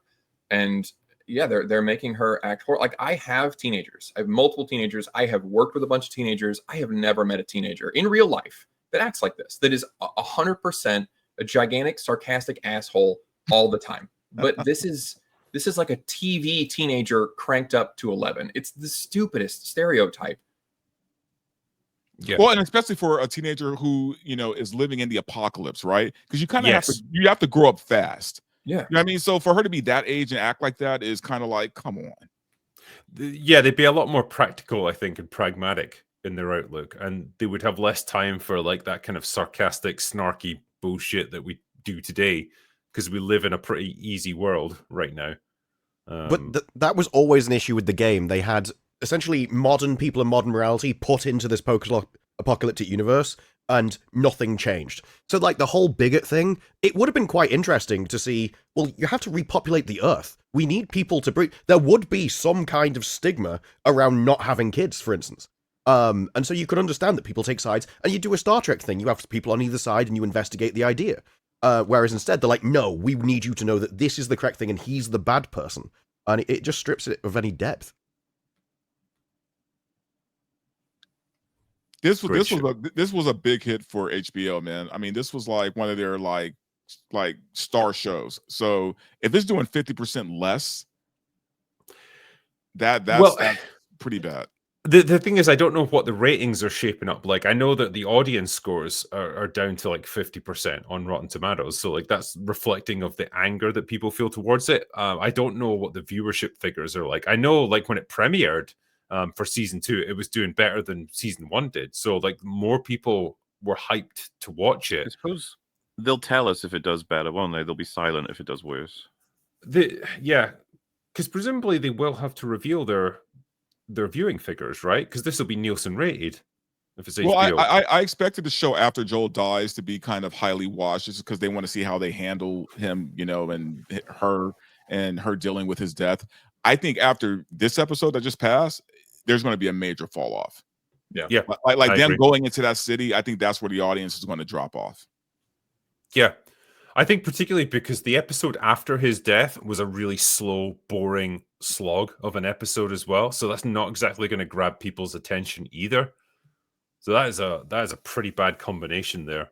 And yeah, man, I don't see how it picks up after this. If they follow the games, which they almost certainly will, it's just going to be more misery, more people dying, more horrible people doing horrible things. I don't know what people are going to latch onto as an audience. But this isn't like Game of Thrones, man. This is, Game of Thrones had at least several books, and those books were pretty massive, right? You have 2 games, and if you're already following the second game, and I doubt HBO is going to look at this and be like, oh, we're only doing 2 seasons of The Last of Us, right? What do you do for your 3rd season then? Like, why would you take out Joel at the beginning of your 2nd season, knowing that you plan on doing a 3rd season of this show? Yeah. Neil's ego. I mean, I genuinely believe that he refused to change. He really thought that his story was great, and his shock tactic, kill Joel at the beginning, was super smart and subversive and clever, and he doesn't want it. I really do believe that. I've seen. Okay, but why not save that for the finale of the 2nd season, right? And I think that would have kept people hanging on at least, because they are going to do at least 2 seasons for this game, maybe a 3rd season. But I really think that he refused to admit that the kill Joel right away to shock the audience was a stupid ass, shallow move that only had shock value to sell it. He won't admit that. The thing, you could have had a season that we open with Abby and we have a whole story with her, and they're never specific about who she's going after, but she has like a vendetta against some guy. We got a very weak description, not even a name, so that the audience for the TV show can at least be like, okay, new character, new group of people, see if I can get invested in this. And then, nearing the 3rd act, it's revealed who she's after is Joel. And it's like, oh shit, how's this going to turn out? And you don't have to follow just how awful they did it in the game. You can do it different. Because, in concept, like a person who you're trying to kill saves your life. It's like, oh yeah, that's interesting. We can do something with that. They managed to make that completely uninteresting. He does that. He points it out to her. And she's just like, I always said, like, with the game, if I was to rewrite it, I would have had like Abby and Ellie team up, like so Ellie doesn't necessarily know what Abby's there for. Like, they have to survive together, they come to know each other, they form a bond, they become friends, and then Abby encounters Joel, and that's when she realizes, oh shit, this person is like, his surrogate daughter, but I'm here to kill him because I've devoted like all this time to finding him. And then she kills him, and that gives the audience a real dilemma. morally of like, oh shit, this character that I've spent hours and hours getting to know and really empathize with, she's a fucking psychopathic killer, but I also know eventually why she did it. Okay, look, you've got something then. There's some kind of justification for it instead of just, shows up, kills him, and then we're supposed to empathize with her later. It's not going to happen. Yeah. Well, they made it worse in the show. I don't know if you guys covered this in this last week, but they let her have a monologue, which made it even worse because at no point does Joel ever say, "Oh, you don't kill innocent people." Like your dad was going to kill this kid, this 14-year-old kid, like he was going to cut her open with no guarantee. He doesn't say any of that because he can't, because that ruins the story.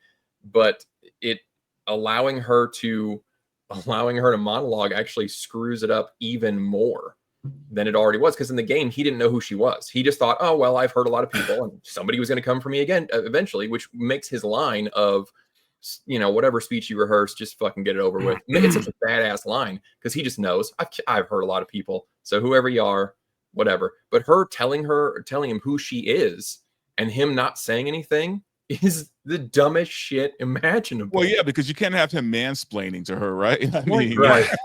The thing is, I think it's more interesting if you have him explain it. It's very fair. Even some people on her team are like, "Oh shit, I didn't know that," and then Abby's just like, "It doesn't fucking matter." Like, trying to push through and commit to it. So then, we get a bigger sense of layers, and at least you get to have Joel with a fucking backbone, because he doesn't defend himself with Ellie either, and we're gonna get that scene probably.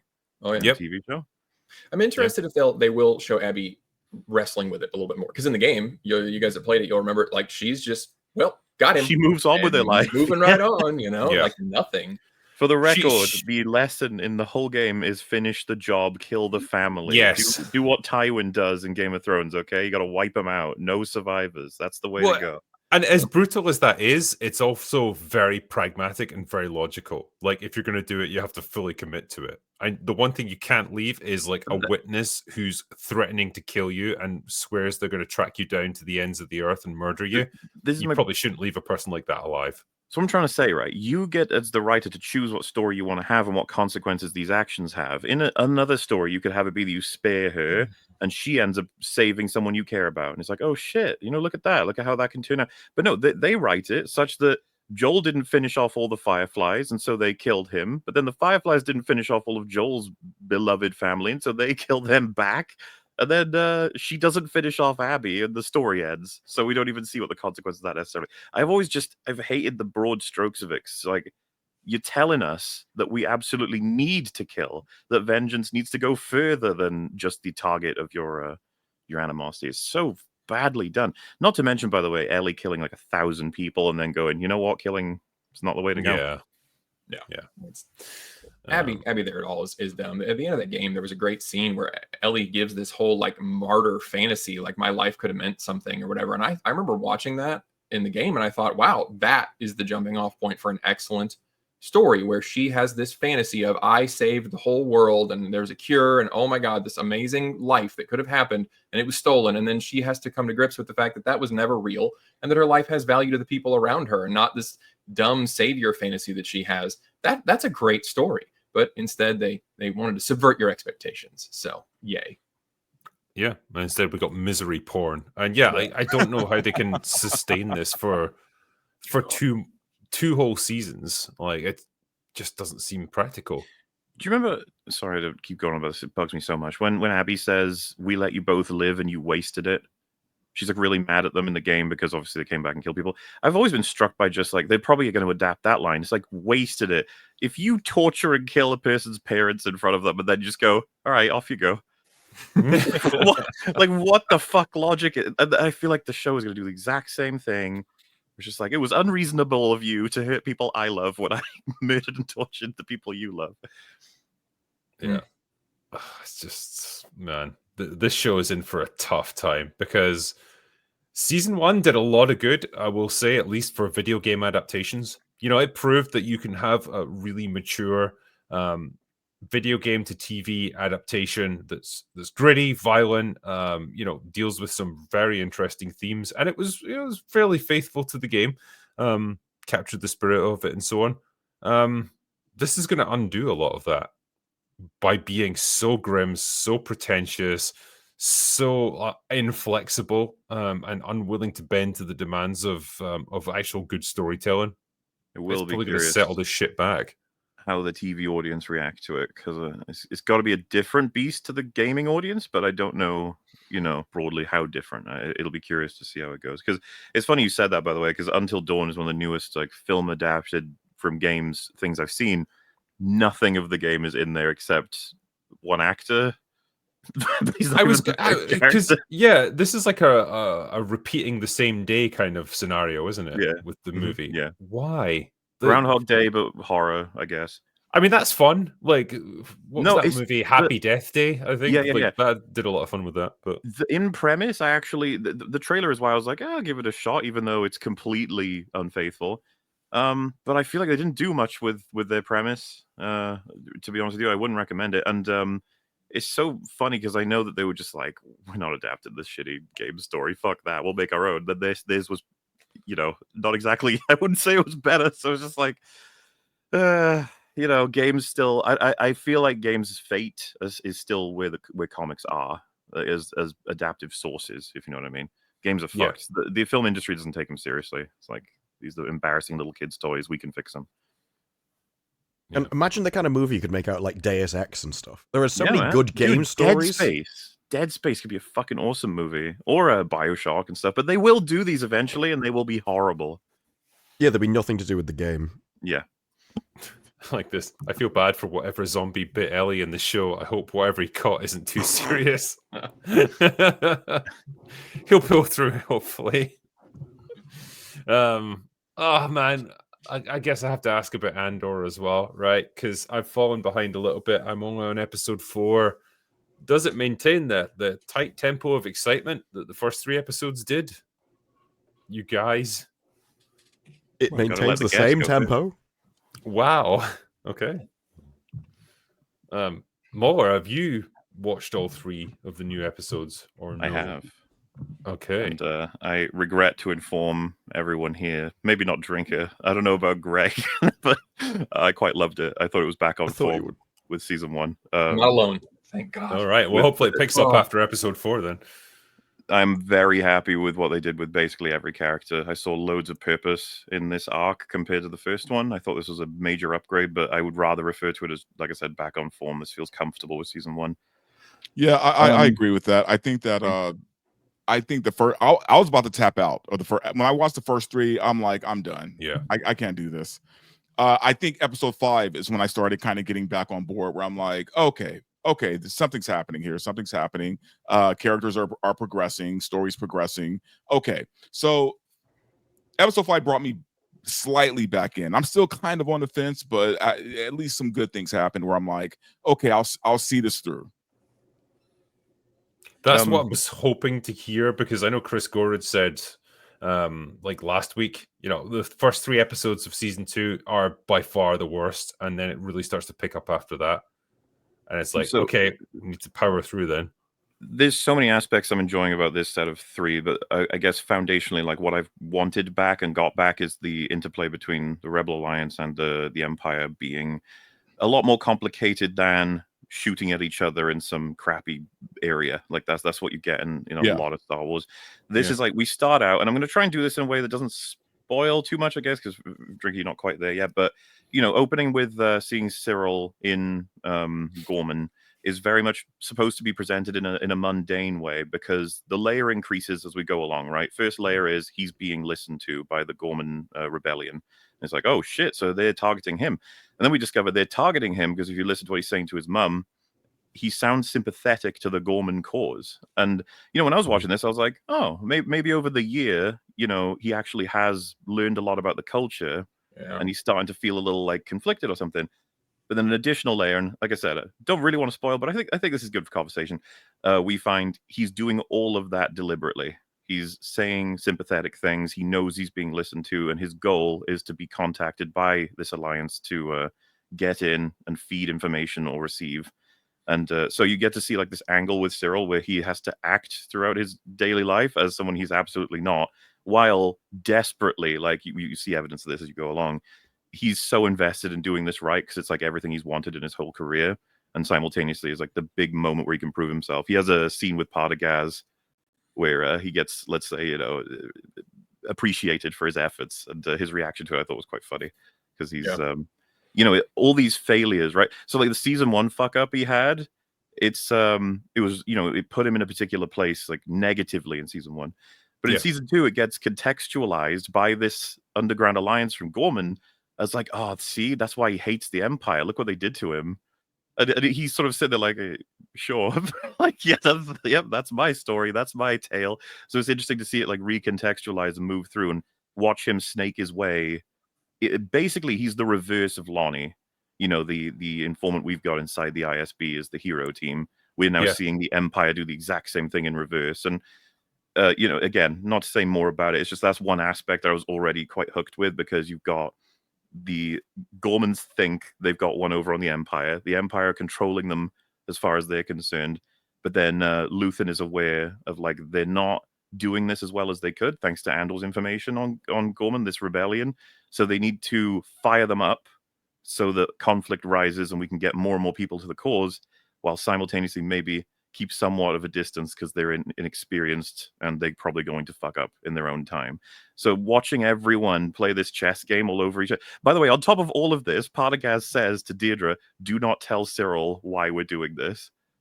So it's like, we got another fucking angle coming in for the future of the story. Because I don't know if anyone here knows, but like there's something big that's going to happen eventually on Gorman that's lore related. And a lot of people are very excited to see how they're going to portray that in the show.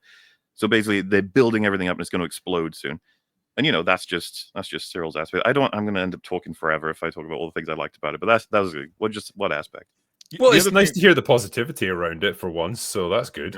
I'm much more invested. One of the things I liked about it too, really quickly, is I do like the fact that we're finally starting to see how well everyone is at their job. Right, we're starting to see the Empire be very good at their job. We see the rebels being very good at what they do. So we're finally starting to see how like these are like very competent forces like going up against each other.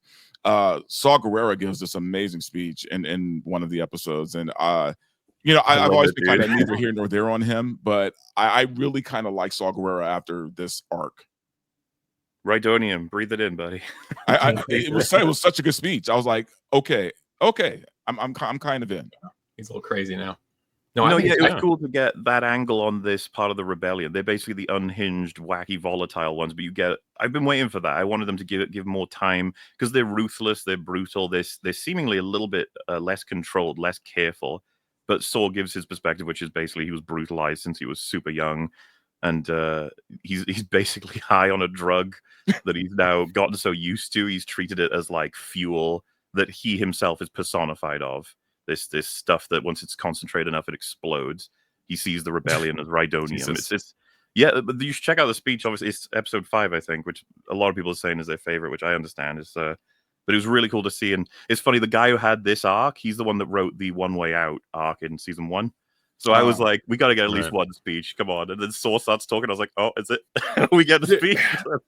There's a few things I don't quite get about the setup, and maybe it's explained in episodes 5 and 6, but it's like the Empire wants a rare resource that's found only on Gorman, right, to complete their construction of the Death Star. And so they're kind of fermenting a rebellion there. They're putting out this anti-Gorman propaganda to turn the rest of the galaxy against them and justify their military intervention there to take the mineral they want.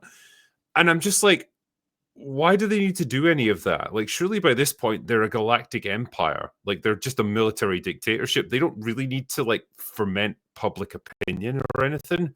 They should just be able to take this stuff by this point in Star Wars. I think that's what this season's going to be. We're moving to once the Death Star's complete, we know from A New Hope, where it's like the Senate gets dissolved and they have unilateral control over everything. Otherwise, we'll fucking blow you up with our giant death laser. We're almost there.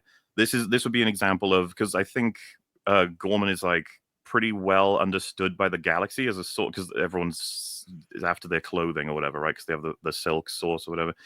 So I think the idea is to maybe not do it brute force and to do it in such a way that it's the most efficient.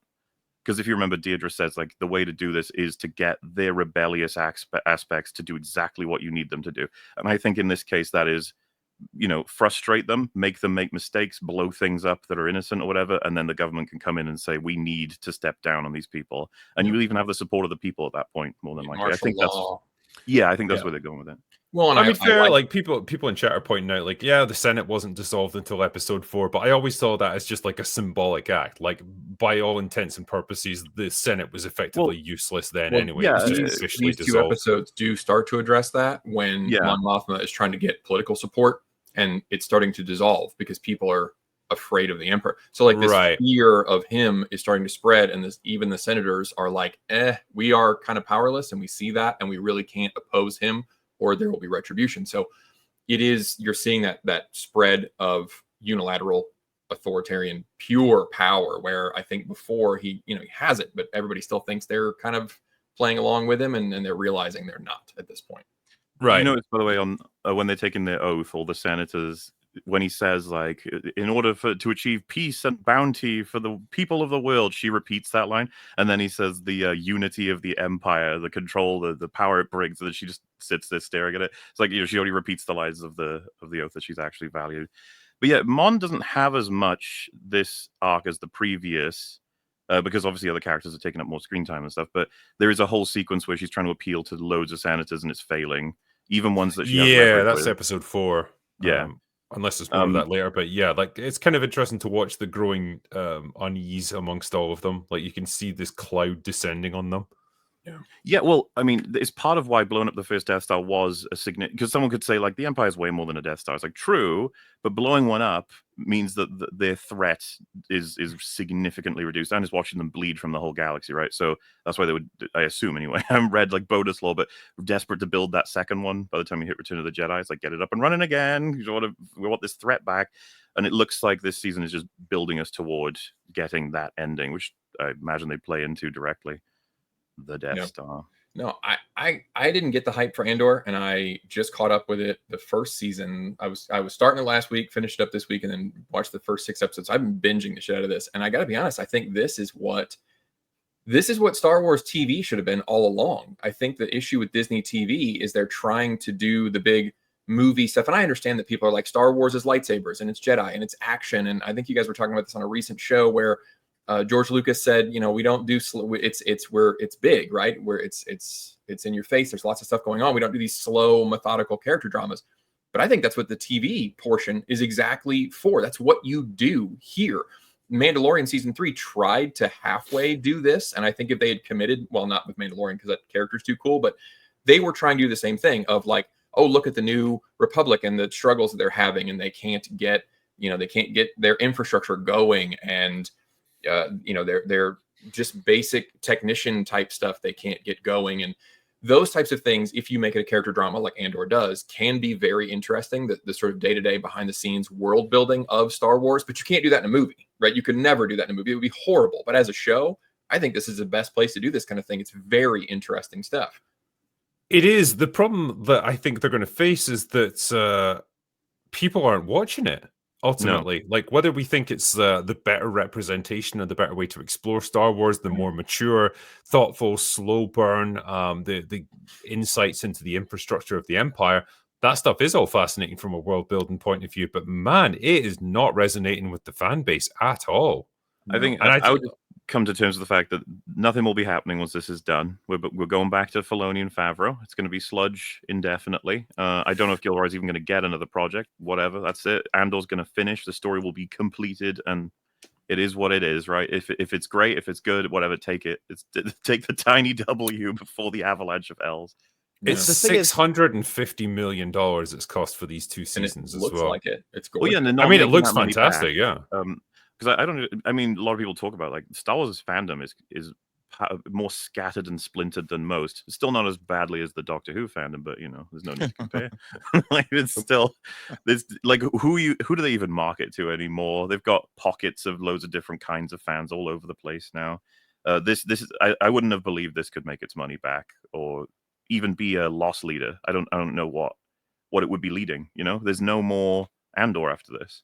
There's not even a necessary project from the creators of Andor. So Rogue One already happens. It's kind of your stopping point. And it's really sad because, and I'm going to try to say this without sounding super condescending, because I like actiony, whatever. Like, not everything has to be this cerebral thriller. Like, that's not everything needs to be that. I don't want to pretend like if you don't like this, it's because you're dumb. I just think that it's sad that it's not being marketed and talked about, I think, in a way where I don't know, maybe it's just the messaging is not right, but I know a lot of people are not happy with a lot of the sloppy shows that are coming out. Ahsoka was boring as shit. They tried to just do some actiony scenes or lightsaber fights or whatever, but they don't mean anything. So at the end of the day, the fans aren't happy with that either. And they're not happy with that because they're empty. Those are shallow, stupid shows that are just jangling the keys at you and going, look, laser swords. Don't you like it? Look, got a bad feeling about this. Don't you like that shit? And nobody likes it. Or you get something lore breaking like Obi-Wan. Yeah. God. But they when they see this, people are like, well, that's slow. I don't want to watch it. And I don't want to blame the audience, like I said, but I also just it's rough that like I'm in the same boat. I didn't watch this show for 2 years because I heard it was slow. And I was like, I don't want to do that. And then I started watching it and I was fucking hooked on it. And I think when people say it's slow, it's like it's slow in pace. It may be boring in pace, but it's not boring by being empty and soulless like so many of the other things are. So you got to differentiate the type of slow and boring you're talking about. Whereas this is a character drama, and that shit is, ooh, look, laser swords. Here you go, kiddies, lap it up. And I would rather take Andor every day.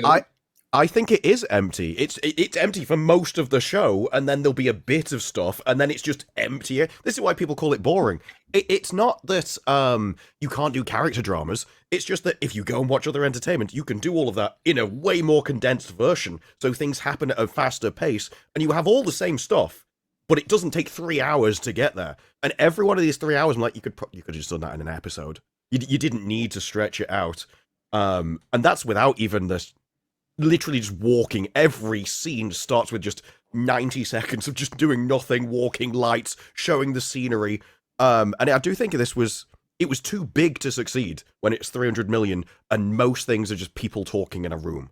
I don't know how you get away with saying this is $300 million worth of stuff.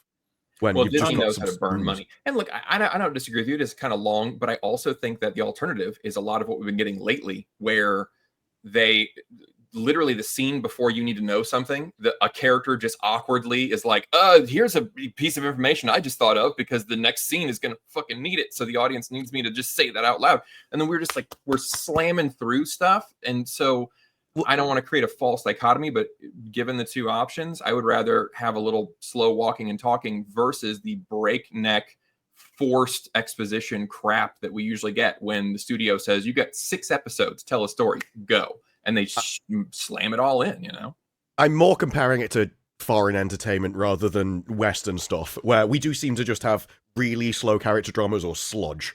I get that. It's just I forgot what my point was before I started answering that one. I mean, people are pointing out as well, like things like the sets. All of it looks lived in, all of it looks believable. It doesn't look like a sound stage. And I think that is what is it looks like you're watching a movie with every episode. That would be my somewhat defense of like, because the opening of the first act and the second act, they have a very deliberate choice to show the shit off that they've created, being the 2 major sets, the Mon Mothma's home planet and Gorman. Gorman's like a huge project. I don't know if anyone's seen the behind the scenes stuff, but that set is enormous. It's all custom built. They've got shops that have all been designed. All of it's been set out with every last bit and bob you could imagine. They've got literally like prosthetic alien wildlife that they've set up and that you can spot around the room or around the whole area. And obviously this set, I imagine, is going to come up in future as well. But when you have those big, long shots appreciating all of it from the show's perspective, it's like, yeah, I mean, you know, if I'm invested in who these people are, who are living here, and what this thing is going to mean going forward, I can take a few minutes to look around, see what we're dealing with. I really don't mind that if I'm invested, which obviously I became much more invested in this second arc than I was in the first. And what I really like too on a rewatch is that opening conversation Cyril's having with his mum. I could totally picture reasonably anyone being like, oh my God, I don't want to listen to him talking to his mum. But I think they've got an interesting angle now, being that he's deliberately talking to her when he wouldn't want to because he needs to feed information to the Gorman Alliance. I think that's a really cool angle, and listening to how he's weaving it while also having to deal with the relationship he has with her, which is obviously awkward and shit. But she's hilarious. She's the funniest fucking character of the entire show. I mean, she introduces a bit of much needed levity to the show, and that is something for sure. But yeah, it's nice to see that like he's progressed beyond the point of just being this like insipid,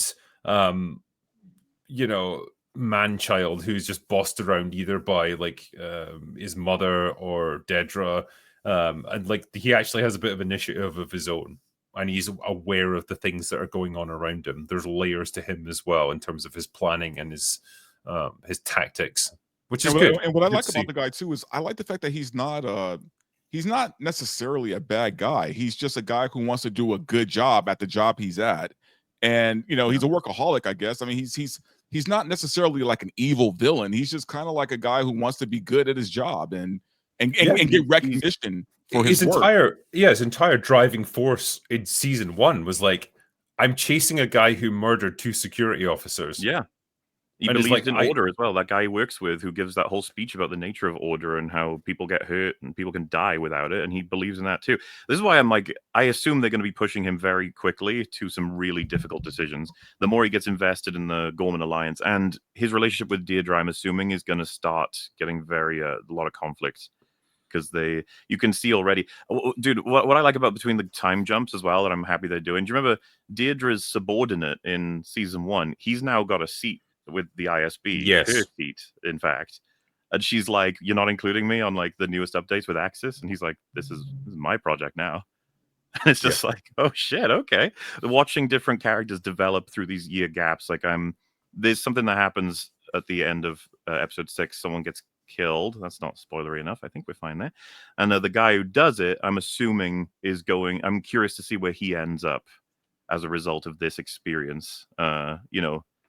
There's lots of stuff like that where I'm just like, how's this all going to develop? Also, Partagaz is fucking great. It's so nice to have Tarkin back.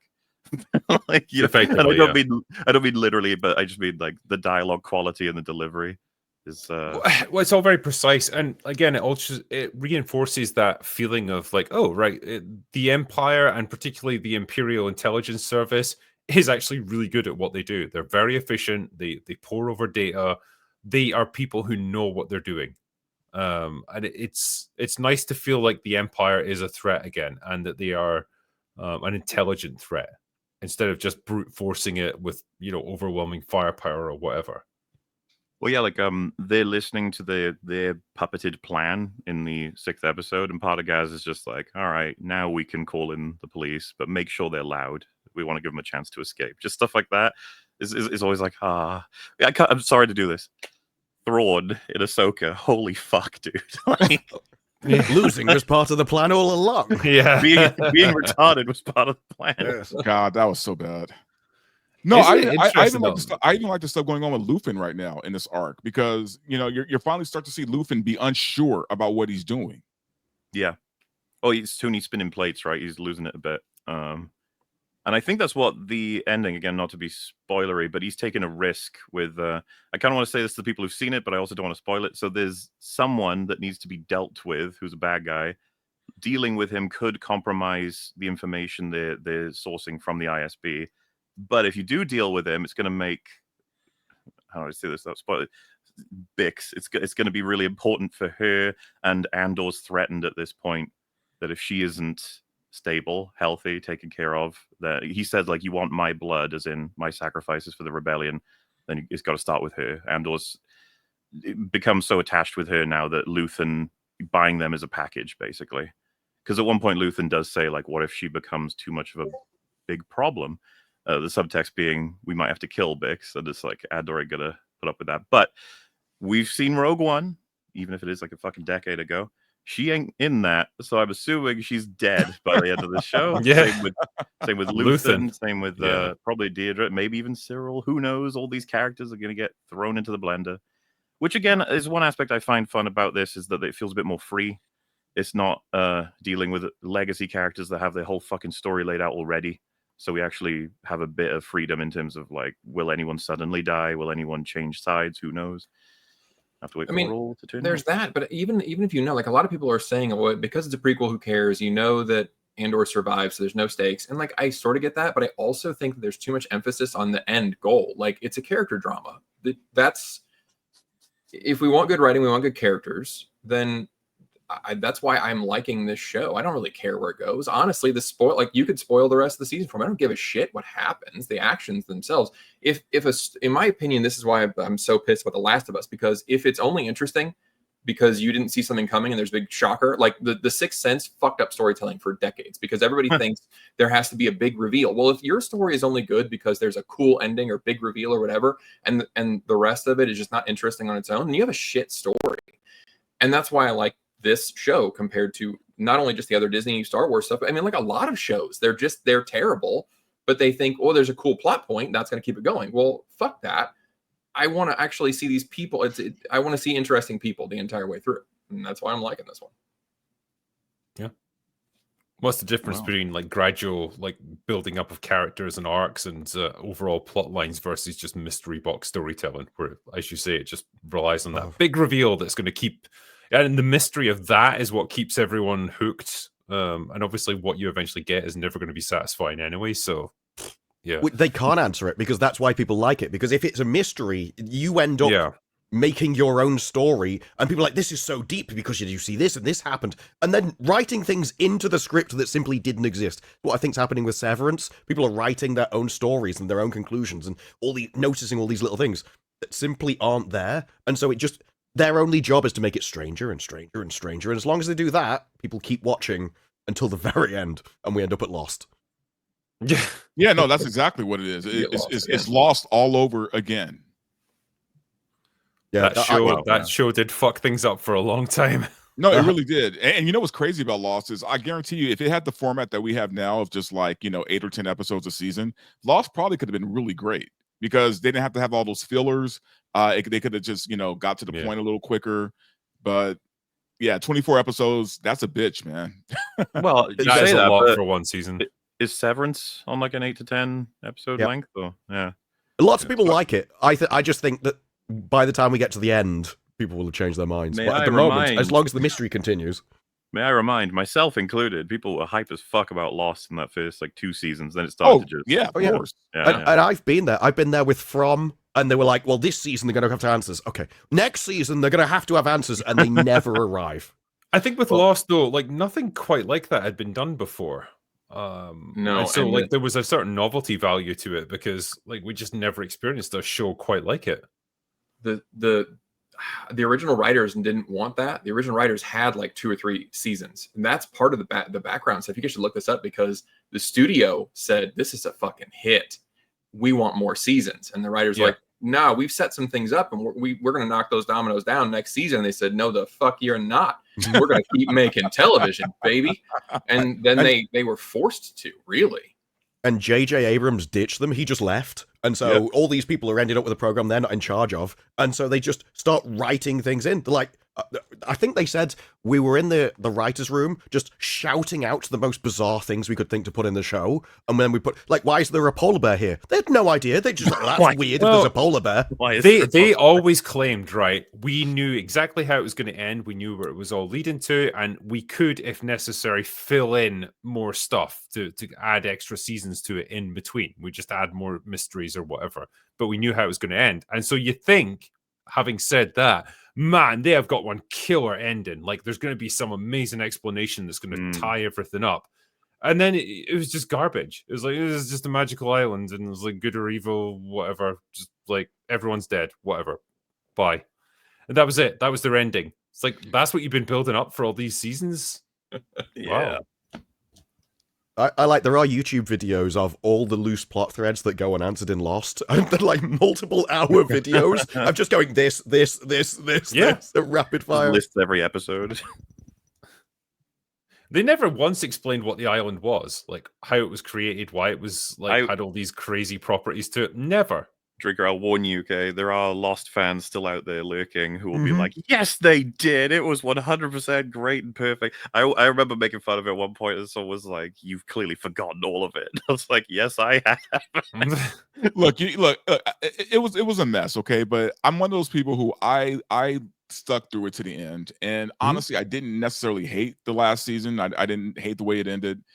But yeah, there are people who are a little bit more fanatical who, they'll accept the challenge if you challenge them on it. So I think it probably was one of the first shows, like mystery-based shows, right, in the era of the internet, where there was just a deluge of fan theories that started circulating. And so when you're up against that, the combined autistic power of like millions of internet users, you're never going to be able to come up with something better than what they have. Like someone will have come up with some wild idea that's better than anything you did. They had to keep outclassing themselves, because I remember like the reveal of, oh wait, there's been people here the whole time. It's like, oh my god. And that's like, that's like a low level reveal. Eventually it's like, there could be space traveling dinosaurs. You're like, wait. I remember thinking they jumped the shark when they had a wooden wheel that could turn back time on an island. Yes. And then I watched From, they're doing the same thing.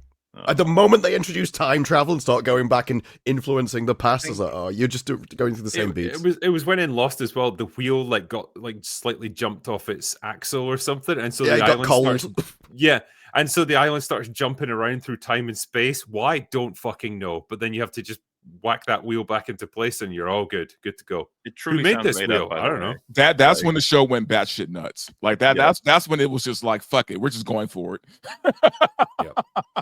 I think a lot of people wouldn't believe you when you say they introduce time travel. It's like, no, they do, and it's a big mechanic. Mm-hmm. There's a whole season where they travel back to the 1970s and then just live there for a couple of years, just season blending 5. In. Yeah, I remember getting to the point of being in a second monitor show at that point. That's like, you know what, you do. Yeah. Look, you're always going to lose against the internet, man. Like I remember there was a show I used to watch called Fringe. I don't know if you guys ever watched that, but Fringe. But I liked it all except the last season. Oh, that last season was rough. I was addicted. I was hooked on that show. Me and my wife, my ex-wife now, watched it every week. Was Fringe that bad? Well, yeah.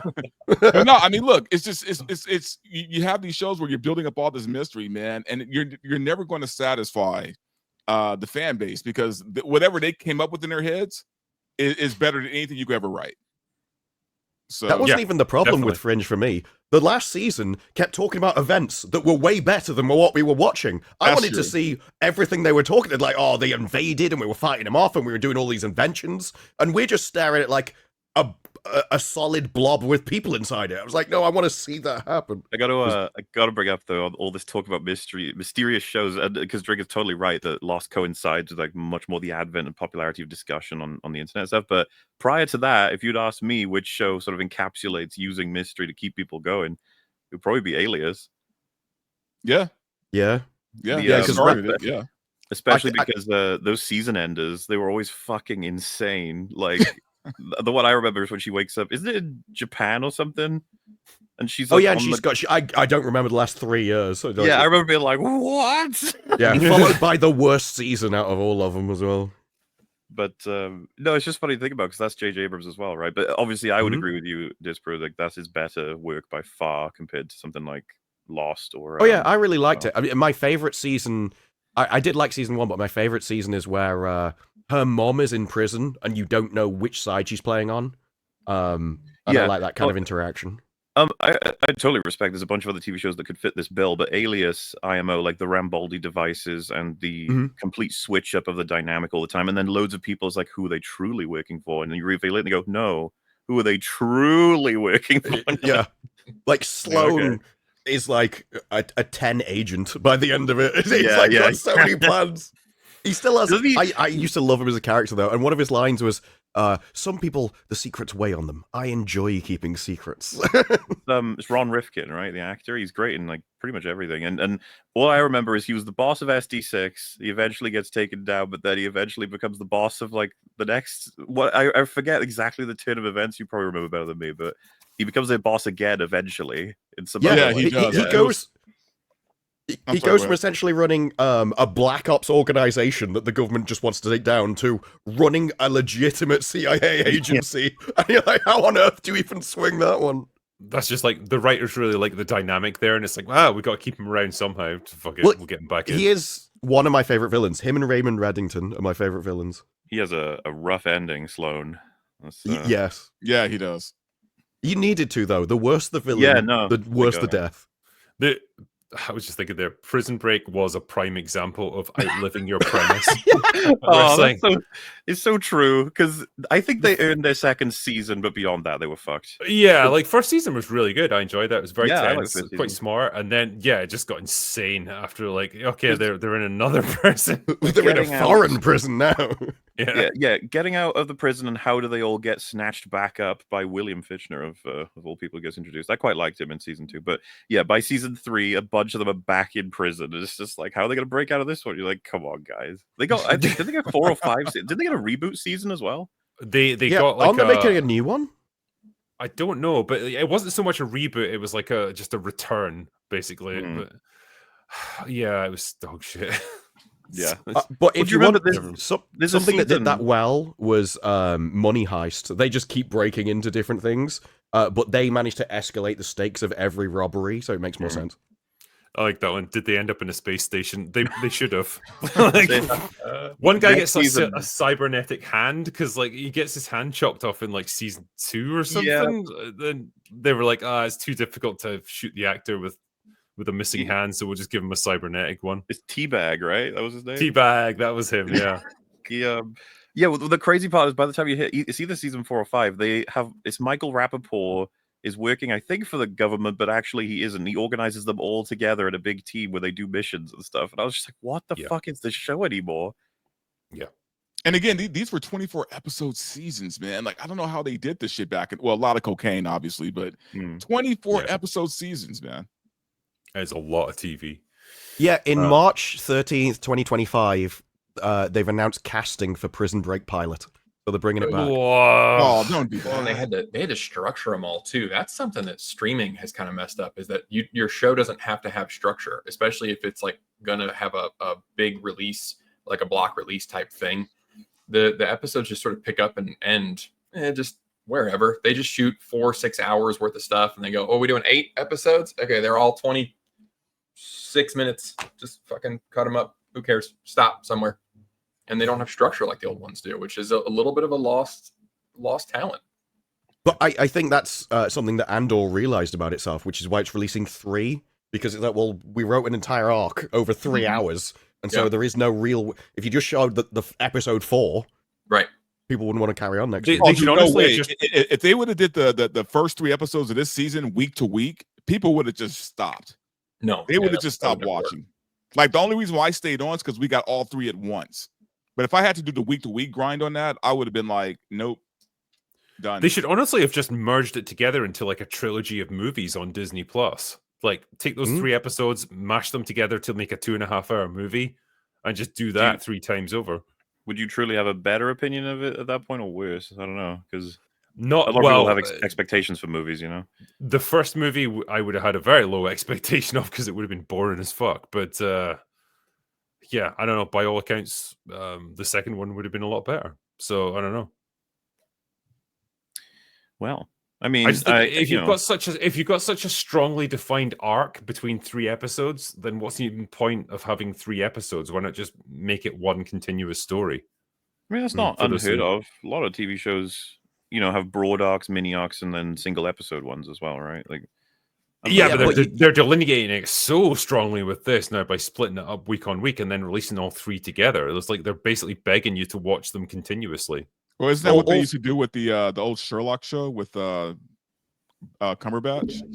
Well, the release of that got fucking unruly. Like, they started taking huge gaps and the stories got completely. Did anyone here watch that? The Sherlock? That got real fucking weird the further along it went.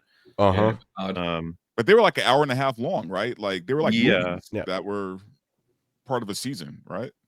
They were kind of feature-length episodes. Yeah. British TV kind of does that quite a lot. If there's a special thing, they'll make sort of a mini TV movie for each one. My guess is they probably were going to release this weekly, and then someone in the higher ups were like, "We should do it 3s because everyone gets the beginning, middle, and end chunks with each arc. That's going to play better than last time." Which, that is the thing with TV. You're supposed to make each episode, even if you've got a greater arc, each episode should be satisfying in itself.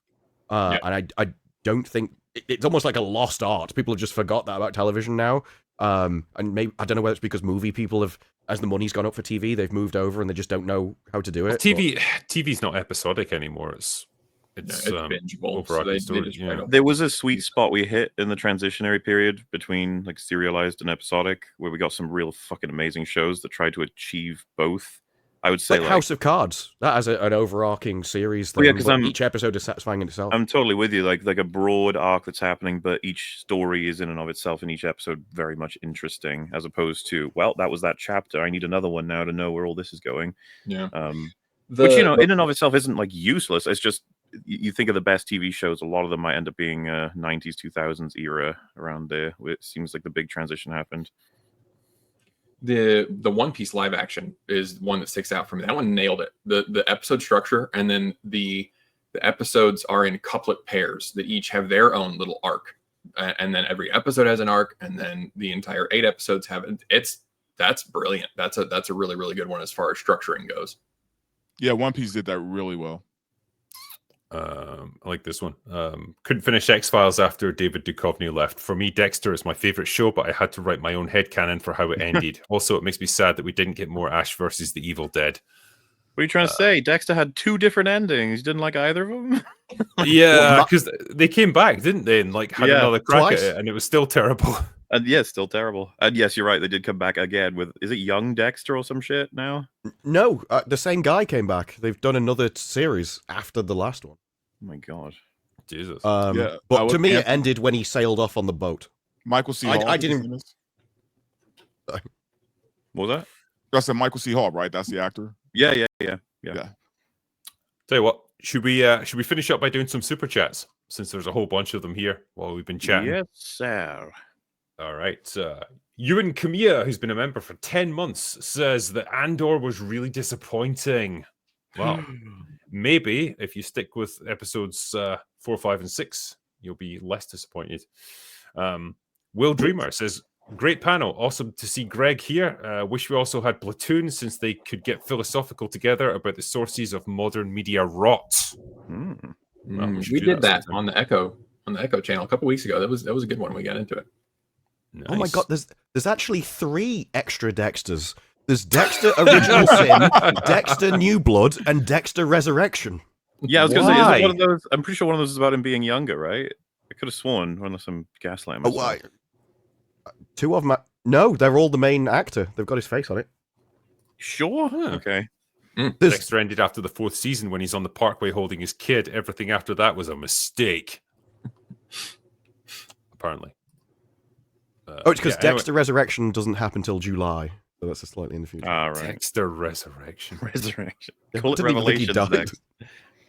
Scottish Ranger says, an advert on the radio described Thunderbolts as the best film since Endgame. Talk about a low bar. Yeah. It's as well when they start to say like, this movie has gotten the MCU back on track. Oh, so you're admitting that the MCU is fucked, eh? And all those movies that you claim to love are actually garbage. Funny how that works, isn't it? Well, I'm starting to see more and more shills now on YouTube go back on what they were saying about all the other old MCU stuff. So now they're saying that, oh yeah, Marvel hit a bad spot. And I'm like, you guys weren't saying that though, as you were reacting to these fucking videos. Yeah. Whatever pays the bills, eh? Crunchy Beaver says, way ahead of you, drinker. 3 sheets to the wind. Excellent. Been downing Tito's for 5 hours. I'm going to jump ahead to Thunderbolts. Fuck Disney and anything they put out. I wouldn't pee on anyone there if they were on fire. Well, hopefully no fires break out with Disney then, because this guy ain't going to help you. But yeah, good on you, man. Snex says, Thunderbolts to risk. Brought to you by BetterHelp.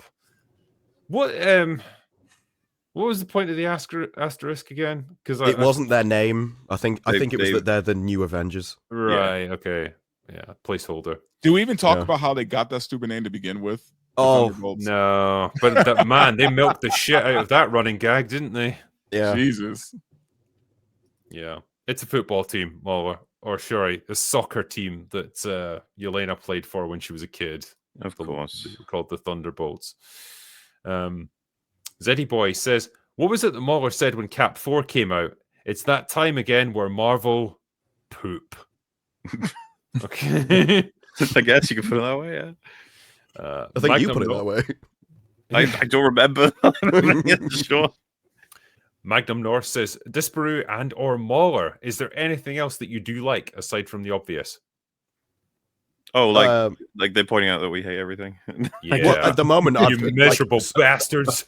Solo leveling has just finished. That was amazing. I can't wait for the rest of that story. That's the anime Shangri-La thing, Frontier. Yeah, I really like solo leveling. I Mobland is good. I'm loving Mobland. So yeah, there you go. We both like that. But I just got done glazing Andor, so like I guess I like that. That is true. That is really bad for you. You're like, it's just awkward. I have this. People say this a lot about me. It's like you don't like anything. I'm just like, what about the stuff I like though? I also mentioned Money Heist, which I think is amazing. Everyone should watch it. I know MauLer's just finished Alice in Borderland, which is my favorite TV series. Oh, you finished of all time? Yes. Oh wow. Okay. Yeah. Well, I'm looking forward to season 3. How did you get on with? Did you enjoy it? I take it. Yeah, no, I did enjoy a bunch of it. It's I wasn't disappointed with any given thing in any kind of big way. I enjoyed the characters. I felt like the dialogue could have been better. A lot of it's very explicit. There's nothing inherently wrong with that. It's just that like any given character will make sure the audience understands what they're going through and why, which sometimes I can. It's always tricky with shows like from Japan or Korea or whatever, where you're like, okay, is this just a regionalization thing that they're doing it like this? Sometimes the translation's not perfect. Well, and it's from a manga, and so if they're trying to stick to it, it's not going to have big views of text in the first place, kind of thing. So everything probably will feel a little stilted unless they drastically change it. Yeah, with shows like that, I do tend to cut them a bit more slack than if it was from the West, just for obvious reasons. It's had to be translated. Because I was watching you, MauLer, and Az talk about it, and you were like, well, the ending of season 2, it kind of goes all over the place, doesn't really give you an answer. And it's like, well, that's just because that's the way the manga ends. But you do find out in the next one who it is. Figure. I said to Az, like, they gotta actually come through on the next season, don't be pushing me around in all these different directions. Give me my answer. Yeah, as far as I know, the next one is the end of the manga. I could be wrong about that. But that was deliberately meant to be mind games on the main character, so they weren't trying to trick you. I quite enjoyed a bunch of the games. I thought they were not only well constructed, but also intelligently solved a lot of the time, which was really cool. Yes. Well, yeah, the guy who has the acid one, I thought was fantastic, where he just like persuades the guy. Well, you have really odd things as well, like just picking numbers for an entire game. That should be boring, but it wasn't. They explained it really well. Well, I love the prison one in concept. It's such a great idea. You have to get people to tell you what your suit is. Yeah. Because if you want something like that as a reality show, The Devil's Plan, there's a season 2 coming out on Netflix. And that has games which are so complicated. The West simply couldn't do this reality show. They actually treat people as if they're intelligent and come up with complicated games. One of the better reality TV shows I've seen. Yeah. John Stone says, gentlemen, what changes could have been made to the Last of Us TV show to live up to its full potential and even surpass the pitfalls of the second game? Don't faithfully adapt it. Yeah, that's it. You'd have to completely redo it, rewrite it. Yeah, because I think there is a way that you can have a vengeful Abby kill Joel and Ellie come after her and make it work where it's not just cheap, nasty garbage like this. There was no reason you couldn't have it understand the context fully and still want to kill him. That's perfectly fine. I can understand a person who'd do that. It's like, I don't care if my dad was doing that. He was trying to save the world. And it's like, that never would have happened. The Fireflies, blah, blah. Do all your reasons. And then they're just like, I don't care. I don't care what you have to say. It's all fucking cope. I'm going to kill you. Like, all right. I would prefer that than, why'd you do it, Joel? And he's just like, Interesting. This one just came in when we were just talking about this. Master of Puppets says, Drinker, have you finished Alice in Borderland yet? And what did you and MauLer think of it? How would you rate it in comparison to Squid Game? So, well, yeah, you've just heard from us there talking about it at length. I think it's way better than Squid Game. It never fucks up as much as Squid Game does. I think it's better than Squid Game Season 1, though, even if 2 didn't exist, which was probably for the best.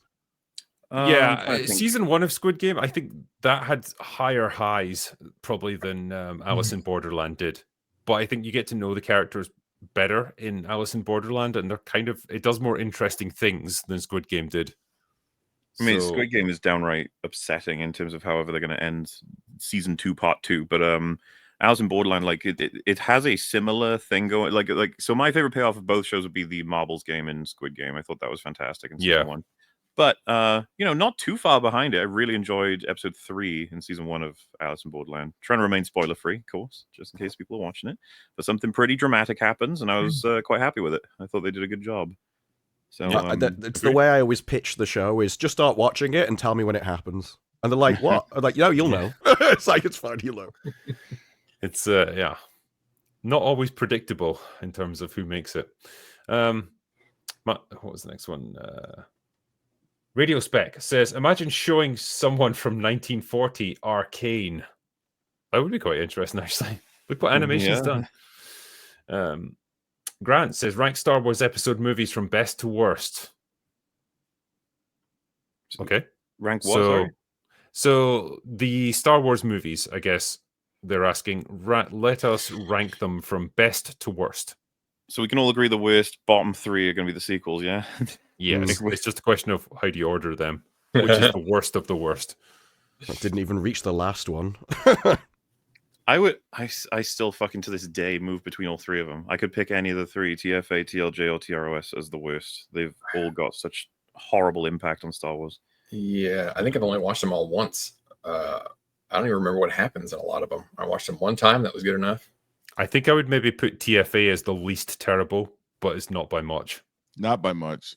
Only because it's aping A New Hope. Yeah. So, it's fine. For me, the best is always going to be Empire for me, but yeah. Some would say that TFA is the worst one because it's the one that's set in stone all of the horrors to come next, Yeah, but I feel like TLJ just was made with such absolute bitterness and malice towards everything. I do end up usually kind of go with TLJ. It almost feels like it's part of my DNA to say TLJ is the worst one. It's like, I gotta.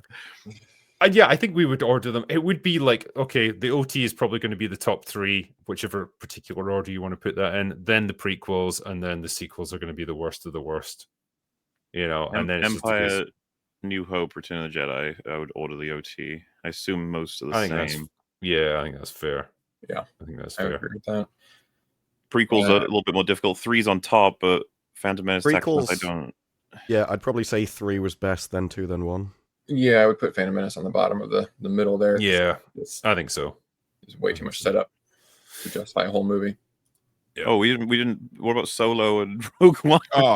No, they just wanted the episode ones, not the. Okay, we good. Not the spin-offs. So yeah, I'm fine with that. Canon Folderall says, Drinker, Rebecca was Hitchcock's first Hollywood film and Best Picture Oscar winner. Also 1940, His Girl Friday from the 28 play The Front Page, and an early gender swap. Rosalind Russell's character was male in the play. Cheers. Wow, did not know that. So there you go. Little information for all of us. Michael C says, evening, gents. Good to see you on, Greg. There you go. Mega Spidey-Man, did you ever hear the tragedy of Darth MauLer the Wise? I thought not. It's not a story the long would tell you. It's ironic. He could save others from porn, but not himself. Okay, I you wouldn't get it, Drinker, because that's the joke. It's on a kind of catch up. Someone mentioned Rule 34, and Drinker was like, "Oh yeah, cool." I don't know how many people. Like, I need to look that up sometime. Like, please don't. Just advice. Halcyon says, hey, Open Bar, I wanted to give a shout out to Rockfish Games. They actually lowered the price of their upcoming expansion for Everspace 2. Nice. Also, High Rags. Well, nice. Decent. A lot of pro-consumer stuff in the AA space. It's really nice right now. Yeah. Nick Johnson says, do you know a good place to find a test audience for a book that I'm writing? Sadly, no. I don't know what you do with trying to find an audience for books. For not go on Reddit. Yeah, don't go there. That's just good life advice. Yeah, don't go to Reddit for anything, man. What's the next one? Wiggles, who's been a member for 3 months of the channel. I don't remember signing up to be a member. Sober Me appreciates it though. It was probably gifted to you, I would imagine. You were here when someone was gifting Critical Drinker memberships, but welcome aboard anyway. Ryan Kinnell likes the fatties. Okay. Saying, I like Andor, but its niche fandom is insufferable. This show has empowered corporate HR types, theater kids, and AP government nerds to act like elitist pricks because they got bullied in high school. Damn, he's drawn a lot from this show. Yeah, he got way more out of that than I did. I'm like, I don't hear anybody talking about Andor. Except for us. Yeah. Halcyon says, MauLer needs to play Mass Effect Trilogy. Do it now. I do. I will at some point in my life. I very much agree with that. Albert Nada Retro says, Verbal Riot. Right. Yes, it is. Got to be careful with the Caucasian cataracts. What? Okay. John McKinley. Sentry was the only superhero who could match the Hulk in the Worldbreaker run. Fantastic read if anyone's interested.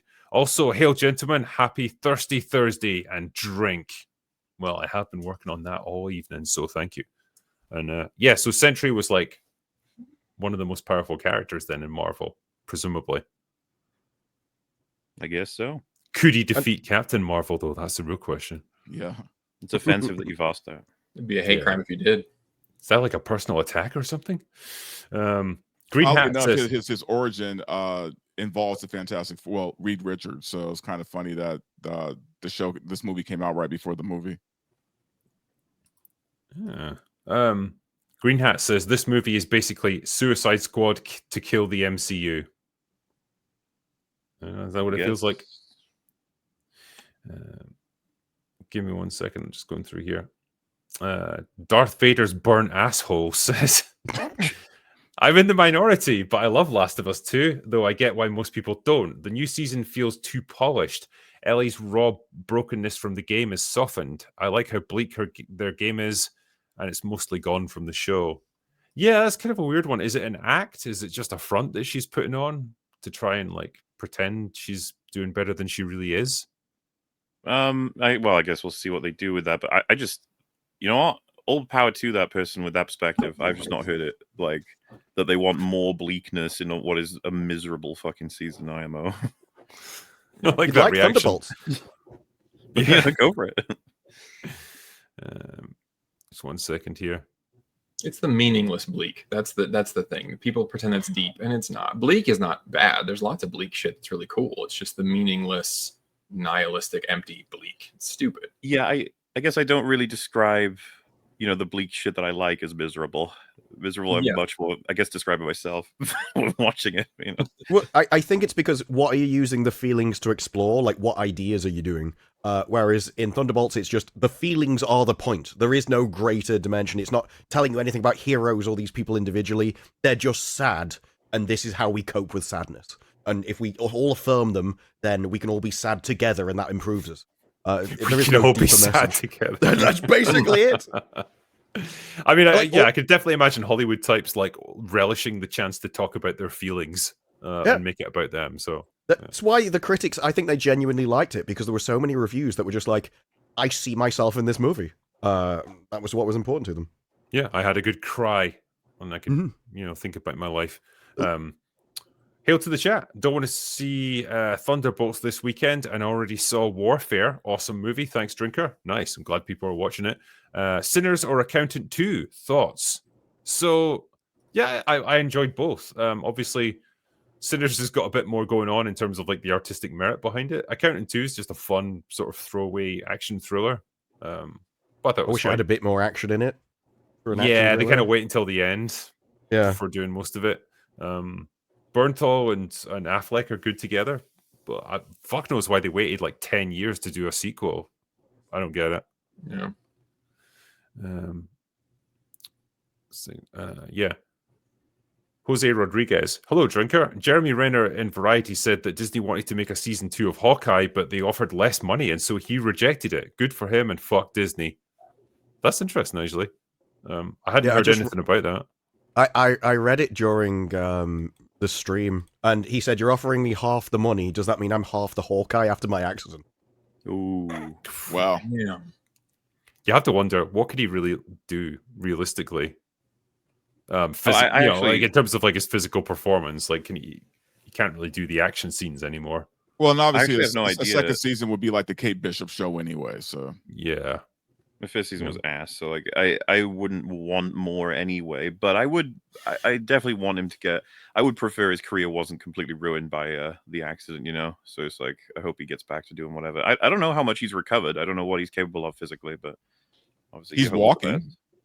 Mm-hmm. Yeah. So. I also don't think the payment was a reflection on him. I think that was just Disney realizing this doesn't make money. We That probably can't is the truth, physically pay honestly. you that. We burned it all. This is what we have left.